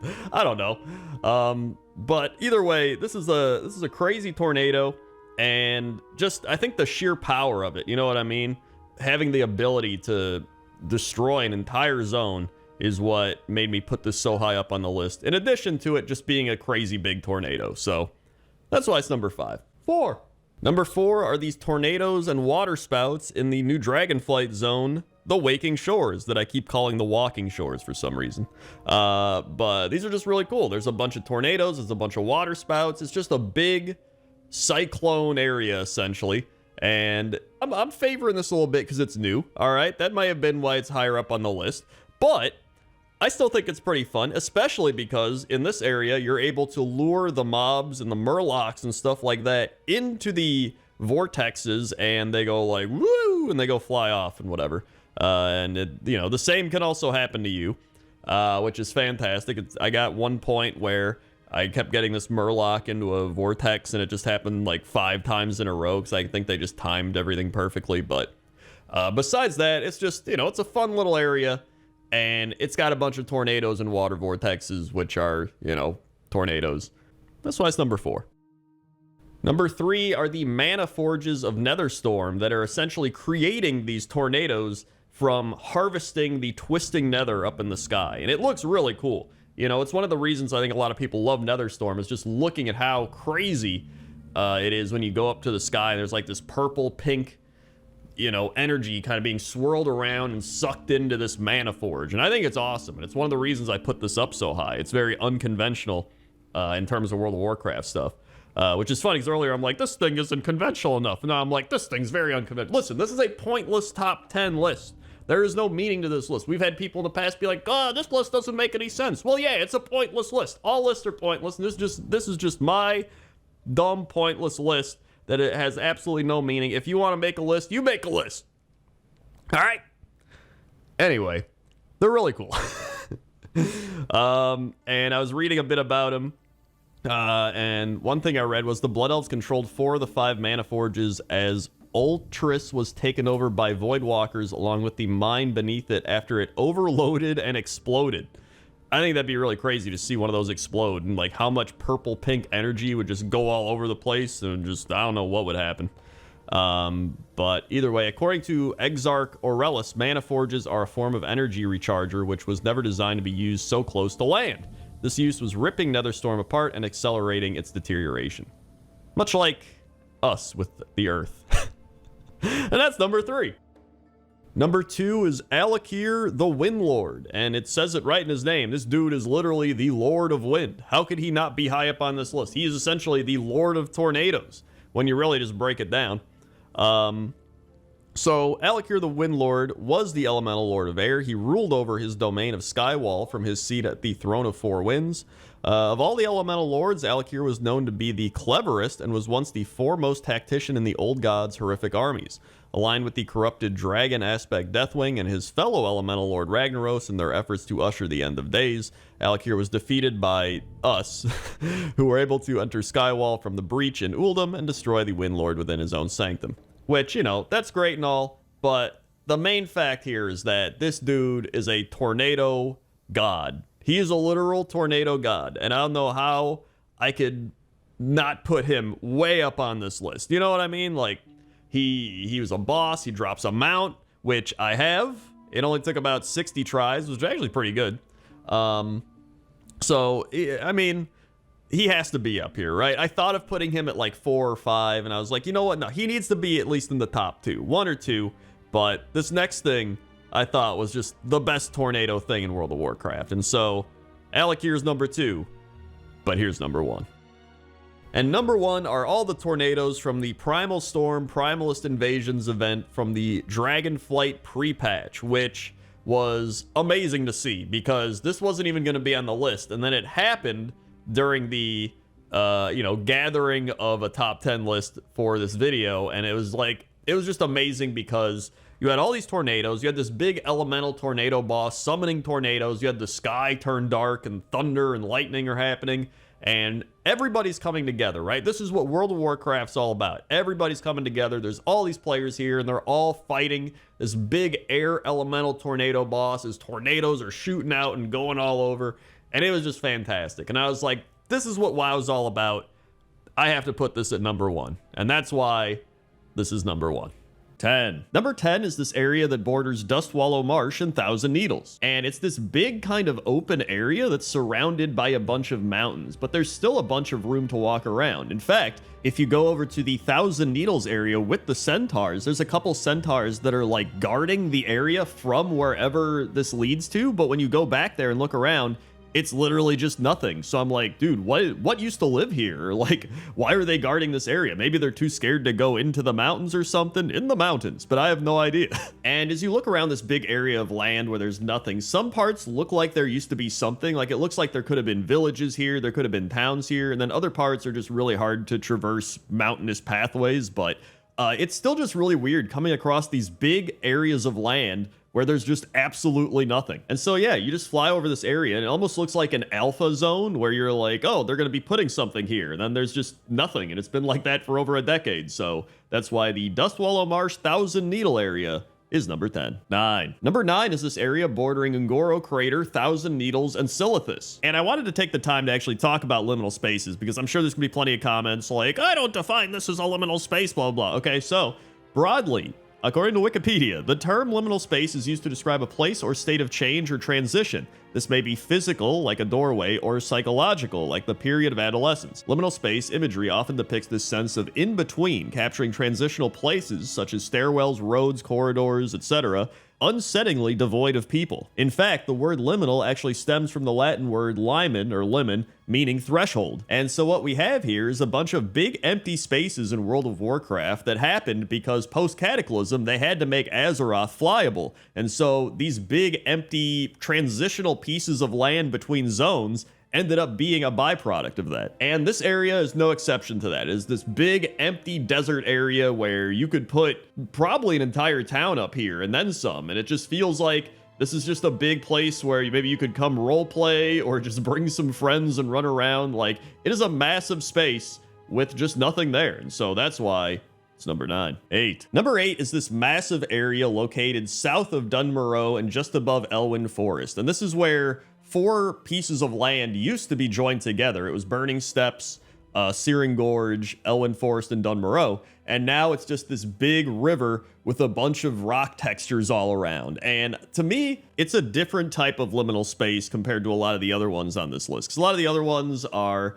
more of like open spaces or just hidden away in the mountains and big flat areas. But this one, I think, is a little different because it's really just a massive river with a bunch of mountains all around it. But I think that's what makes it so eerie is that this used to be land, right? And then it was destroyed in the Cataclysm, and now there's no reason to go here. Like, nobody goes here unless somebody's, like, flying over it, and then they're like, where am I, right?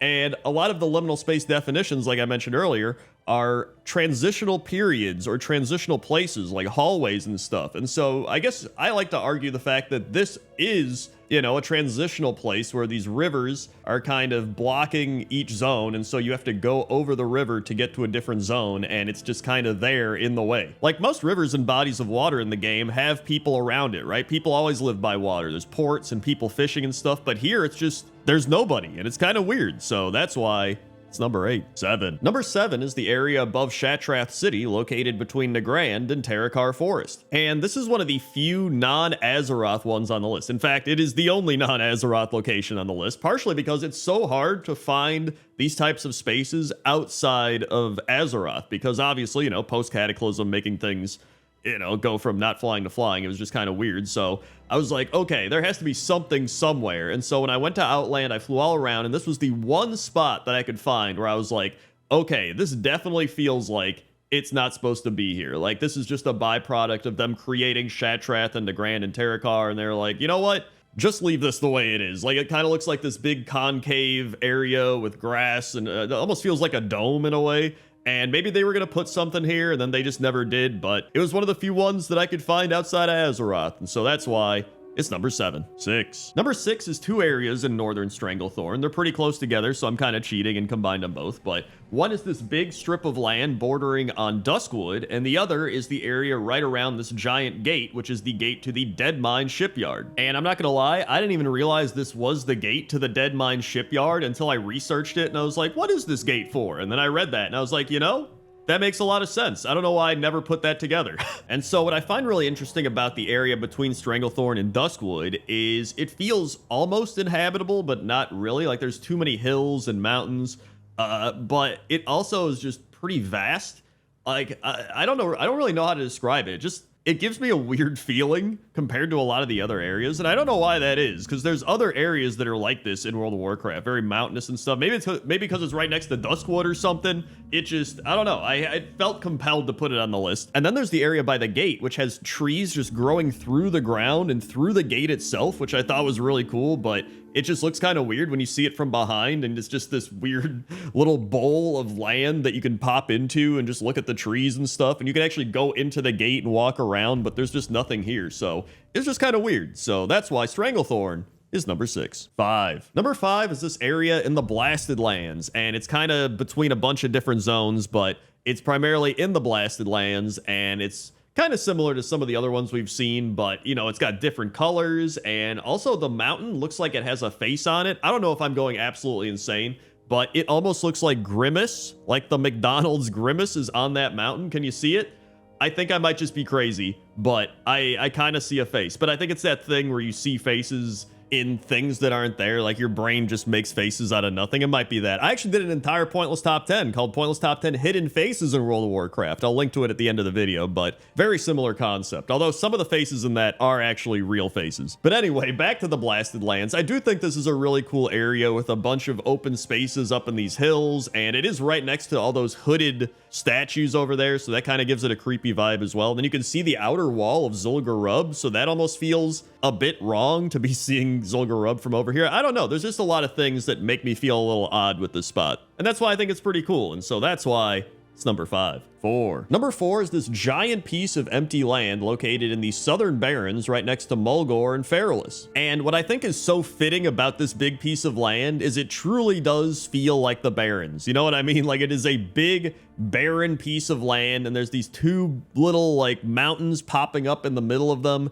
And I mean, there's just nothing here, but it really does feel like we're in the Barrens when we're up here. In fact, I would say being up here almost feels more like the Barrens than being in the actual Barrens. I also really like the way the side of the mountain looks. It's not really part of what I'm talking about with liminal space, but it almost looks like an amphitheater with the Quillboar living down there. I just wanted to point that out because I thought it was cool. But this was really the first area I found that made me want to do a list like this, because I came up here and I was like, dude, this is just so much unused space. And it felt really weird to just be walking around this area with nothing here. And again, it just gives the vibe like I'm in a developmental zone, like we're in an alpha walking around and there's just stuff that's supposed to get added here that's never going to get added here. They'll probably revamp Azeroth before they add anything up here. So that's why the giant area in the Barrens is number 4. 3. Number 3 is this area in southwestern Feralis, and it's this big empty area surrounded by some mountains and some silithus crystals and trees and stuff. So it almost feels like you're lost in the jungle when you're here, which I thought is kind of a cool vibe to have. But another cool thing here is there's a chimera flying around, a rare chimera named Prince Lakma, who was apparently added in Cataclysm. And it says here on the WoW Wiki that Lakma is likely the direct offspring of Lord Lakmarin, who is a named chimera located on the Isle of Dread in Feralis in classic World of Warcraft. And so my theory is that this area had absolutely nothing in it. It was just this big empty area, just like there are all over Azeroth after the Cataclysm, and they were like, hey, you know what? What if we just put something here to fill the space? So I think they just added the rare spawn. They're like, hey, you know what? He's from across the water. That would make sense. So that's my theory, but maybe I'm completely wrong. I probably am. But either way, that's why the Feralis area is number 3. Number 2 is this big open area up above the mountains in Moonglade right next to Winterspring. And much like a lot of the other areas we've seen, it just has so much space for just anything. Like they could put so much stuff here, but it's just a big area of nothing, which again, is kind of creepy, but it's also kind of cool. I like seeing these big open areas. It just gives this weird vibe, which I guess is the whole point of a liminal space. But that's not why I put this in number 2. I put this in number 2 because there's a bench here. That's right. There's just a random bench here. And it's like you can sit down on the bench and you can look out over the water and just do some meditating, do some soul searching, relax. Like there's some trees nearby and some rocks. And it's actually just a really nice place to look out over the water. And one reason I think this is like the perfect liminal spot is it gives all these vibes. You have kind of a chill, relaxing, nostalgic vibe as you look over the water. But you also have this weird, unsettling vibe because you're sitting next to this big empty space of land that's like nothing's there. It's almost like it's just developmental land, and it's, I don't know, it's a weird dichotomy of feelings. And I think that's perfect for liminal space. And so that's why it's number 2.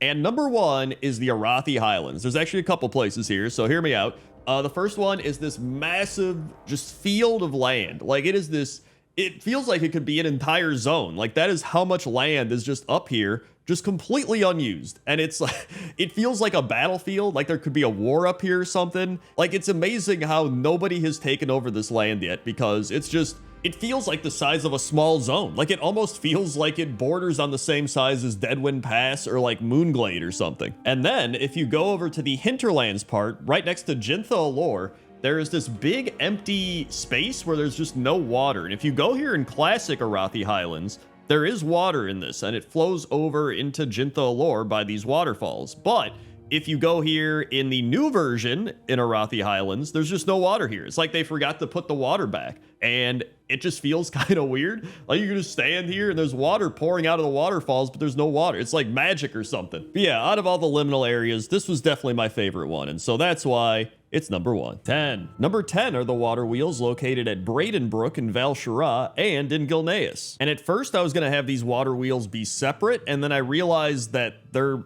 actually the exact same water wheel, just in different locations. But there is one thing that separates the two, and that is one is connected on both sides and the other one has one of the sides missing. So you can actually see the metal piece that goes in the center rotating on top of the water wheel, which I actually think is pretty cool, because they could have not animated that at all, you know what I mean? But they actually went ahead and did animate it. And apparently that is called the axis or the shaft. But I actually really like the aesthetic of this wheel. Like it's very rustic, and it makes sense that it would be in Gilneas and in Bradensbrook, right? Like it's got these planks that have moss growing all over, and then the actual the paddles, which is like the inner parts of the wheel, also have that plank vibe. I think some are planks, but some are like bigger chunks of wood. I just think it's a really cool looking water wheel. I do think the one in Bradensbrook looks a bit cooler, where it's attached to both sides of the hill and then the water's pouring down from the waterfall and going through. So you actually kind of see it in action. It's next to this cozy little cottage. And I'm not actually sure if the Gilneas one has always been like this, because I know the Cataclysm happened. Obviously nobody lives here anymore. So maybe this got broken, or the thing it was attached to broke off. I have no idea, but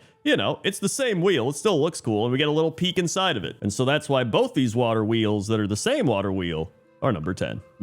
Number 9 are the High Mountain water wheels, and these are water wheels that are located up in the mountains, of Highmountain. And I put them at number 9 because they are really cool. I love the designs on all these water wheels. They're very simplistic. You know, it's not like this massive wheel. In fact, I think these are probably the most basic water wheels on this entire list. But my main question is, what is their purpose? Because a lot of other water wheels are powering something, right? Like, even in real life, water wheels are, according to Wikipedia, used for milling flour, grinding wood into pulp for paper making, hammering wrought iron, ore crushing, and pounding fiber for use in the manufacturing of cloth. But it doesn't really seem like these are doing any of that. They're just kind of spinning around because the water from the waterfall is coming down and hitting them. Maybe they're trying to slow the water from the waterfall down for some reason. Like, that's all I could think of, because I don't see anything these wheels would be powering. But maybe I'm crazy. Maybe I'm just completely missing it. So if you know, comment down below. But I tried to even find some real life examples of this, and I just couldn't find any. So maybe the Highmountain Tauren really do just like the aesthetic of it. But either way, that's why the Highmountain water wheels are number 9. 8. Number 8 is this big water wheel located in Borealis near the lumberyard. And I was trying to figure out what this water wheel was actually powering, because I thought it would be the sawmill with all these logs all around, but then I saw the sawmill is like in a different building across from this. So I was like, okay, and it's attached to this building,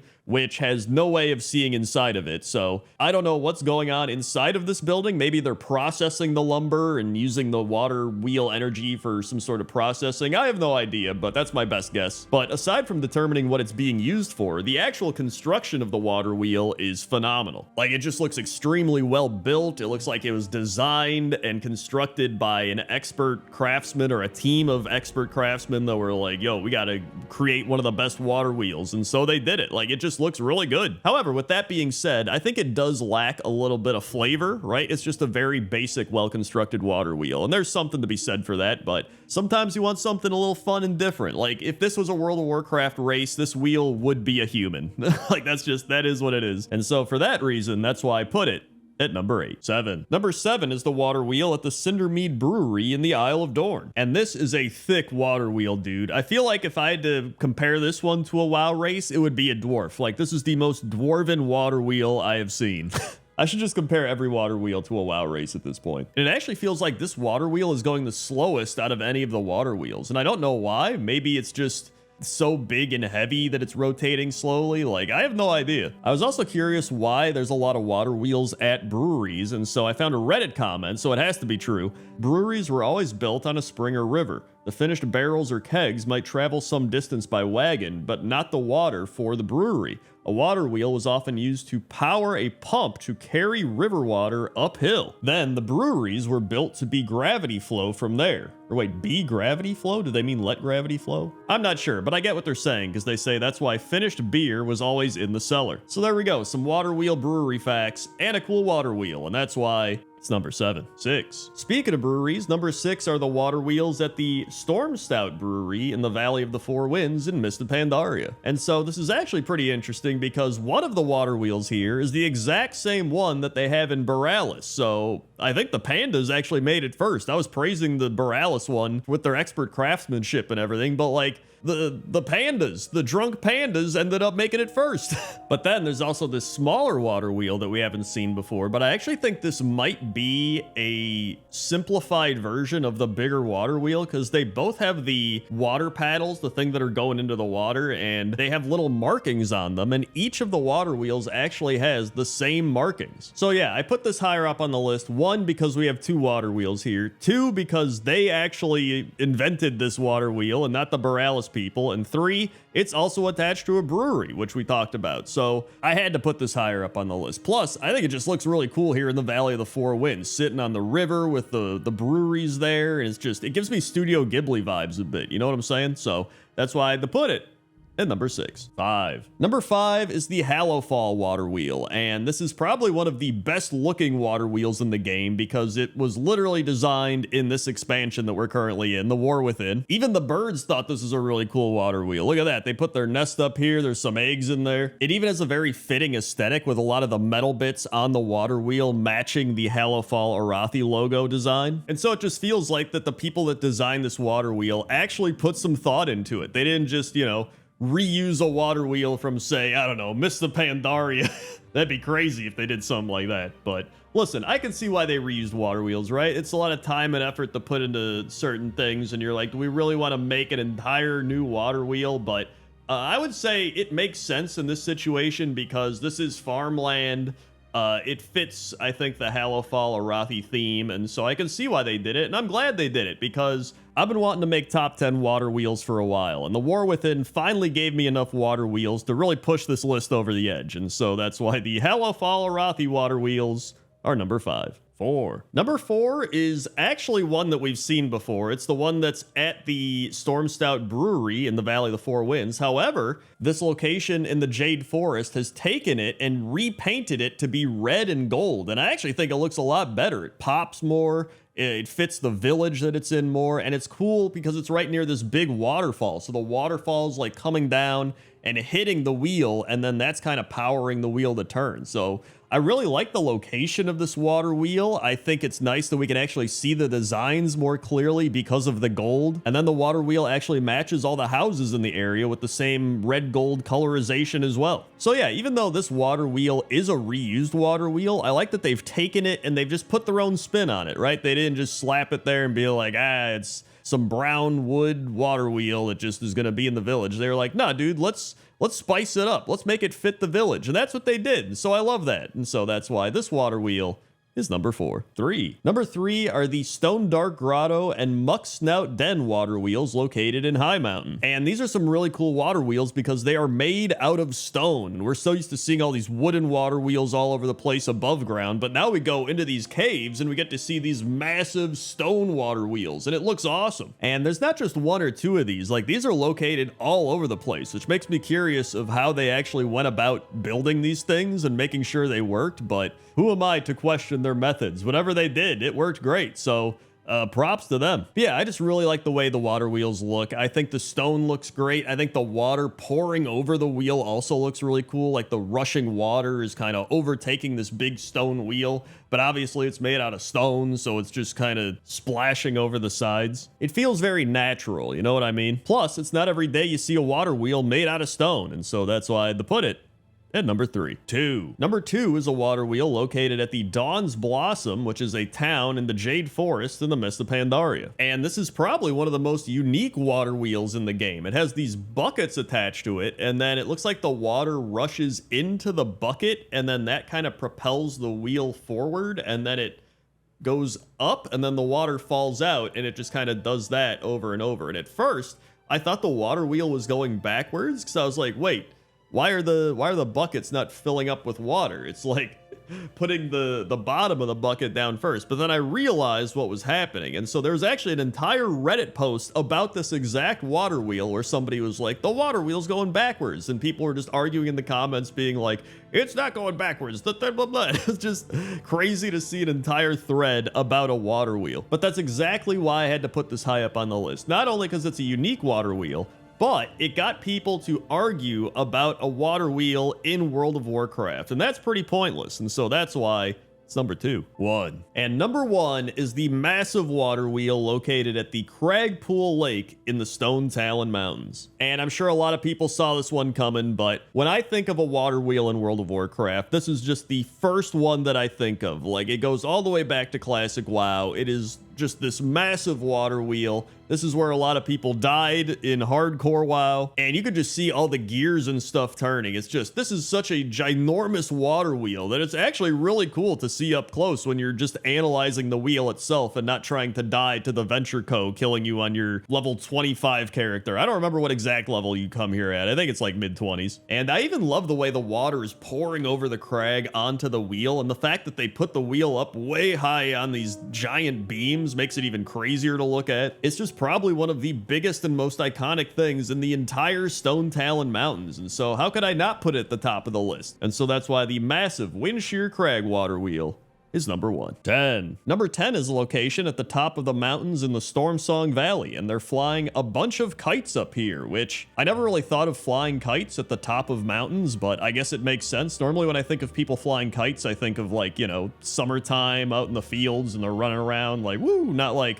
We're at the top of this really cold mountain and we're just flying kites around. There's also some gliders. You can take gliders and fly around here too, but I actually think this location's pretty cool. The reason I put it at number 10 is because it doesn't really feel like a true winter spot compared to some of the other ones on the list. Like, you are up in the mountains, there's beautiful skies, like I'm sure they're cold, they got the fire going here, but there's still a bunch of green grass and vibrant life down below, and that's not really something I think of when I think of winter, but I still thought this was like a cool snowy winter type location, so I had to put it on the list, and that's why I put it at number 10. 9. Number 9 is a spot located up in the mountains of Dunmoreau, and it's an area where you go sledding. Well, I mean, you don't personally go sledding, but this pug gets to go sledding. For the most part, it's these dwarves that keep sledding down the mountain, and then they sled all the way down. They got people cheering them on, and then they crash into this little hill at the bottom, and they're like, yeah, woo, let's go again. And then up at the top, you actually have a cave where they got some kegs in there with a fire, so you can just have a drink by the fire. Like, it's honestly just a fantastic place, to the point where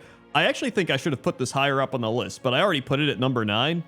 I feel like this should actually be in the top 5, but you know what? Maybe more people get to see it now because some people are going to click off the video, but now they know there's a dwarf sledding location that's really cozy up in Dunmoreau. Also, hopefully you like this type of pointless top 10 because it's a little more unconventional. It's kind of like a, you know, relaxing spots to go to or like cool winter areas, a little more role play focused instead of just like top 10 bores or sad NPCs or whatever it might be. I just thought it'd be cool if it was like, hey, you know what? It's winter outside. Maybe you want to celebrate winter in World of Warcraft. Here's some spots you could go to do that. You know what I mean? And so that's why the dwarf sledding location located in Dunmoreau is number 9, but should be higher. 8. Number 8 is in the Storm Song Peaks at the camp of Torseg the Exiled. And just look at this shot, dude. This is just a beautiful landscape picture. You've got all the pine trees covered in snow. You've got the Crystal Song Forest tree out there and the clouds. That's just winter if I've ever seen it. And it's easy to see why Torseg picked this location to set up his little camp at. You got this big fire.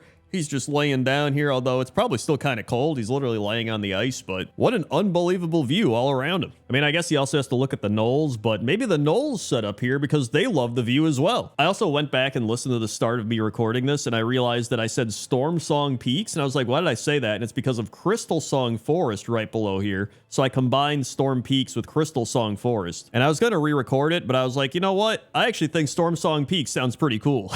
But yeah, I love this location in the Storm Peaks. It truly embodies everything that winter's all about, and that's why I had to put it at number 8. 7. Number 7 is actually 2 spots located in the Azure Span, both involving Tuskar. And as you can already see here, there are Tuskar riding around on baby mammoths, so that already makes this one of the best locations you're going to find in the game. But then there's just this cozy little camp next to this big ice lake where there's this Tuskar kid running around on the ice, and then another Tuskar kid is just fishing. And then one of my favorite parts, which I think are some of the best wintry trees in the game, which are these massive snow-covered pine trees. Some of them are broken off, some just go really, really high. Like, I just think they're phenomenal. But then later on, I used my engineering port to go to the Azure Span, and I forgot about this entire location of these Tuskar kids that are having snowball fights, and they're building snowmen here, and then they're also going sledding, and these Tuskar kids are just sledding down, being like, woohoo, yeah. And there's even one sled that you can hop onto, and then the Tuskar kid rides it with you, and he's like, wee, and you sled down. It's just, this is actually an amazing spot that I completely forgot about, but I'd already picked the other spot as this, and I was like, you know what? I just gotta include both. I love both these spots. They both deserve to be here, and so that's why the Azure Span Tuskar areas are number 7. 6. Number 6 is the Starfall Village House located in Winterspring. And there's a few reasons that I really love this location. One of which is I just love the aesthetic and the environments and the landscape all around this house, right? There's the scenic view of the mountains. You can see all the pine trees. You have the snow coming down, and it's just, it feels very much like you're in the depths of winter. There's this little rabbit hopping around. You can even set up a little campfire here, even though there's no actual fire. You can put down your own fire. And I even think the bigger building overlooking all of this kind of reminds me of a hotel in some way, almost like a Disneyland type of thing. So I think it's just very cozy and peaceful. However, the reason this isn't higher up on the list is because this house actually feels a little out of place. Like if you look at the trees, they don't really look like they fit in. It almost looks like the trees came with the house, probably because they did, right? Those look like trees from Azshara. And then there's a little pool of water right by the house as well that you think would be frozen, especially because there's numerous patches of frozen water in Winter Spring outside of the actual hot springs. So it just made it feel a little out of place, but I still love it. I still love the house and the surroundings and everything about it. So that's why I had to put it at number 6. 5. Number 5 is the Waning Glacier. The Waning Glacier is an area in northwestern Tiragard Sound, and it serves as the home for a pack of snowpelt wolves, groups of penguins, and the ever-expanding host of Yeti, led by Wampus. And I thought this would be a cool location to include because it's a little different from all the other winter locations we've looked at. It's a lot more icy, there's melted water, there's these ice caves. It's very much an ice-centric winter location. And there's also a lot of people that are really enjoying this location, one of which is the penguins that are just chilling out in the center of it. There's also a little cave where a bunch of horde people are hanging out. There's also this guy chilling in one of the pools, although I don't know how warm this is. I don't think it's a hot spring like Winter Spring. Maybe he's just taking an ice bath, I don't know. There's a dwarf at a camp with a fire, although the fire looks like it's kind of going out. It's just some coals. And then there's just all the Yetis walking around, which you can learn more about in Pointless Top 10 Yetis. But I just think this is a cool winter location. It's kind of unlike some of the other ones because of all the ice, and so I wanted something a little bit different, and that's why I put it at number 5. 4. Number 4 is this little spot located at the top of the mountains in Dunmurrow. And I know we already talked about the sledding area, but this one kind of reminds me a lot of just leveling through Dunmurrow, if that makes sense. The nighttime, the clouds, the feeling of being cold and the fire lighting the area. I don't know, it just, there's something about nighttime in Dunmurrow that just feels like the embodiment of winter. You know what I mean? Like, I think Dunmurrow does it so well with the dark blue colors and the snow and the mountains and the pine trees. And it just, you walk through Dunmurrow and you just feel like you need to find a fire somewhere soon or you're going to freeze. And so that's why I picked this little spot up in the mountains where you can kind of see everything, but it's also tucked away. It's by some trees. You got the camps and the fire. It's just very cozy and warm. Well, I say cozy and warm. It's not like it's that cozy and warm. It's just, you know, it's warming you up a little bit after being in the frigid landscape of Dunmurrow. And so for all those reasons, that's why I put it at number 4. 3. Number 3 is the spot located in Frostfire Ridge, and I didn't know if I was going to put Frostfire Ridge on this list because it was just a little too much lava everywhere. You know what I mean? When you think of winter, you normally don't think of lava, and everywhere I'd go in Frostfire Ridge was just a bunch of fire and lava, and I was like, there has to be a spot where I can barely see any of that. And then I found this spot, and I was like, you know what? I actually think this is a really cool winter spot. You have all these dead trees with the snow on them. They're kind of blowing in the wind. You have the open plains with all of these beasts walking around that are kind of built for the winter. You've got this little encampment where they're kind of huddled up and they've got meat and they've got fire and they're just kind of trying to survive out here in the cold. And then you've just got a bunch of bones laying around from things that froze to death out here. And so it's kind of crazy. I went from not having any Frostfire Ridge locations on this list to having one that made it up to number 3. And I mean, just from looking out at these cold, snowy, open plains, I can feel the wind chill just like cutting through you as you stand out there and being like, dude, I got to get to a fire right now. And so I had to put this high up on the list, and that's why I put it at number 3. 2. Number 2 is a location hidden away in the northern part of Winter Spring. And the reason I love this location so much is because you can see the hot springs down below. You can turn one way and see all of these snowy mountains. Then you can turn another way and just see a bunch of pine trees. And I feel like this is the one spot where you can kind of look all around and get so many different variables of winter in Winter Spring. And you know what? Just because it's winter doesn't mean you can't have a picnic. You know, put down your umbrella, put down your picnic basket. You know, people are going to make fun of your umbrella, but hey, you know what? That snow has some glare to it, man. If you've ever been out on a bright sunny day in the snow, you know what I'm talking about. And I say people are going to make fun of you like there's any other people here, but I don't know, the furbolgs might make fun of you. But you know what? Who cares what those furbolgs think? This is about you and relaxing and enjoying winter. And so that's why the Winter Spring mountain spot is number 2. 1. And number 1 is this spot located in Dragonblight. And I was looking all around Dragonblight because I knew I really enjoyed the atmosphere and the scenery there. And then I stumbled across this spot where at first I was like, this isn't really relaxing or scenic. It's a bunch of like dragon bones or the bones of something. And you got these vultures sitting around. But then when I was just sitting at this spot, I was like, I love the way everything looks here. I love the color. I don't know if it's like a filter they put over here, but it's kind of like that aqua green blue color that just really sets the tone for the entire zone. And you got this polar bear walking around. He's having a good time. And the trees, I think, just really are some of the best winter trees I've seen, especially if you sit from this angle and you can see them kind of intertwining and forming this kind of tree cave, you know what I mean? And then you've got these snow-covered rocks nearby, and you even have this frozen waterfall that really shows you how cold it is. And I was like, you know what? Out of all the locations, I think this is the one that makes me feel like I'm in winter. And I was like, I gotta put it at number 1. And so that's why the Dragonblight Forest is number 1. Hey everybody, thanks for watching this compilation of Pointless Top 10s. If you want some more compilations, I got a 4 hours of WoW geography and architecture, or you could check out 3 hours of random WoW objects and things. Also, like, comment, and subscribe. Okay? Okay. See ya.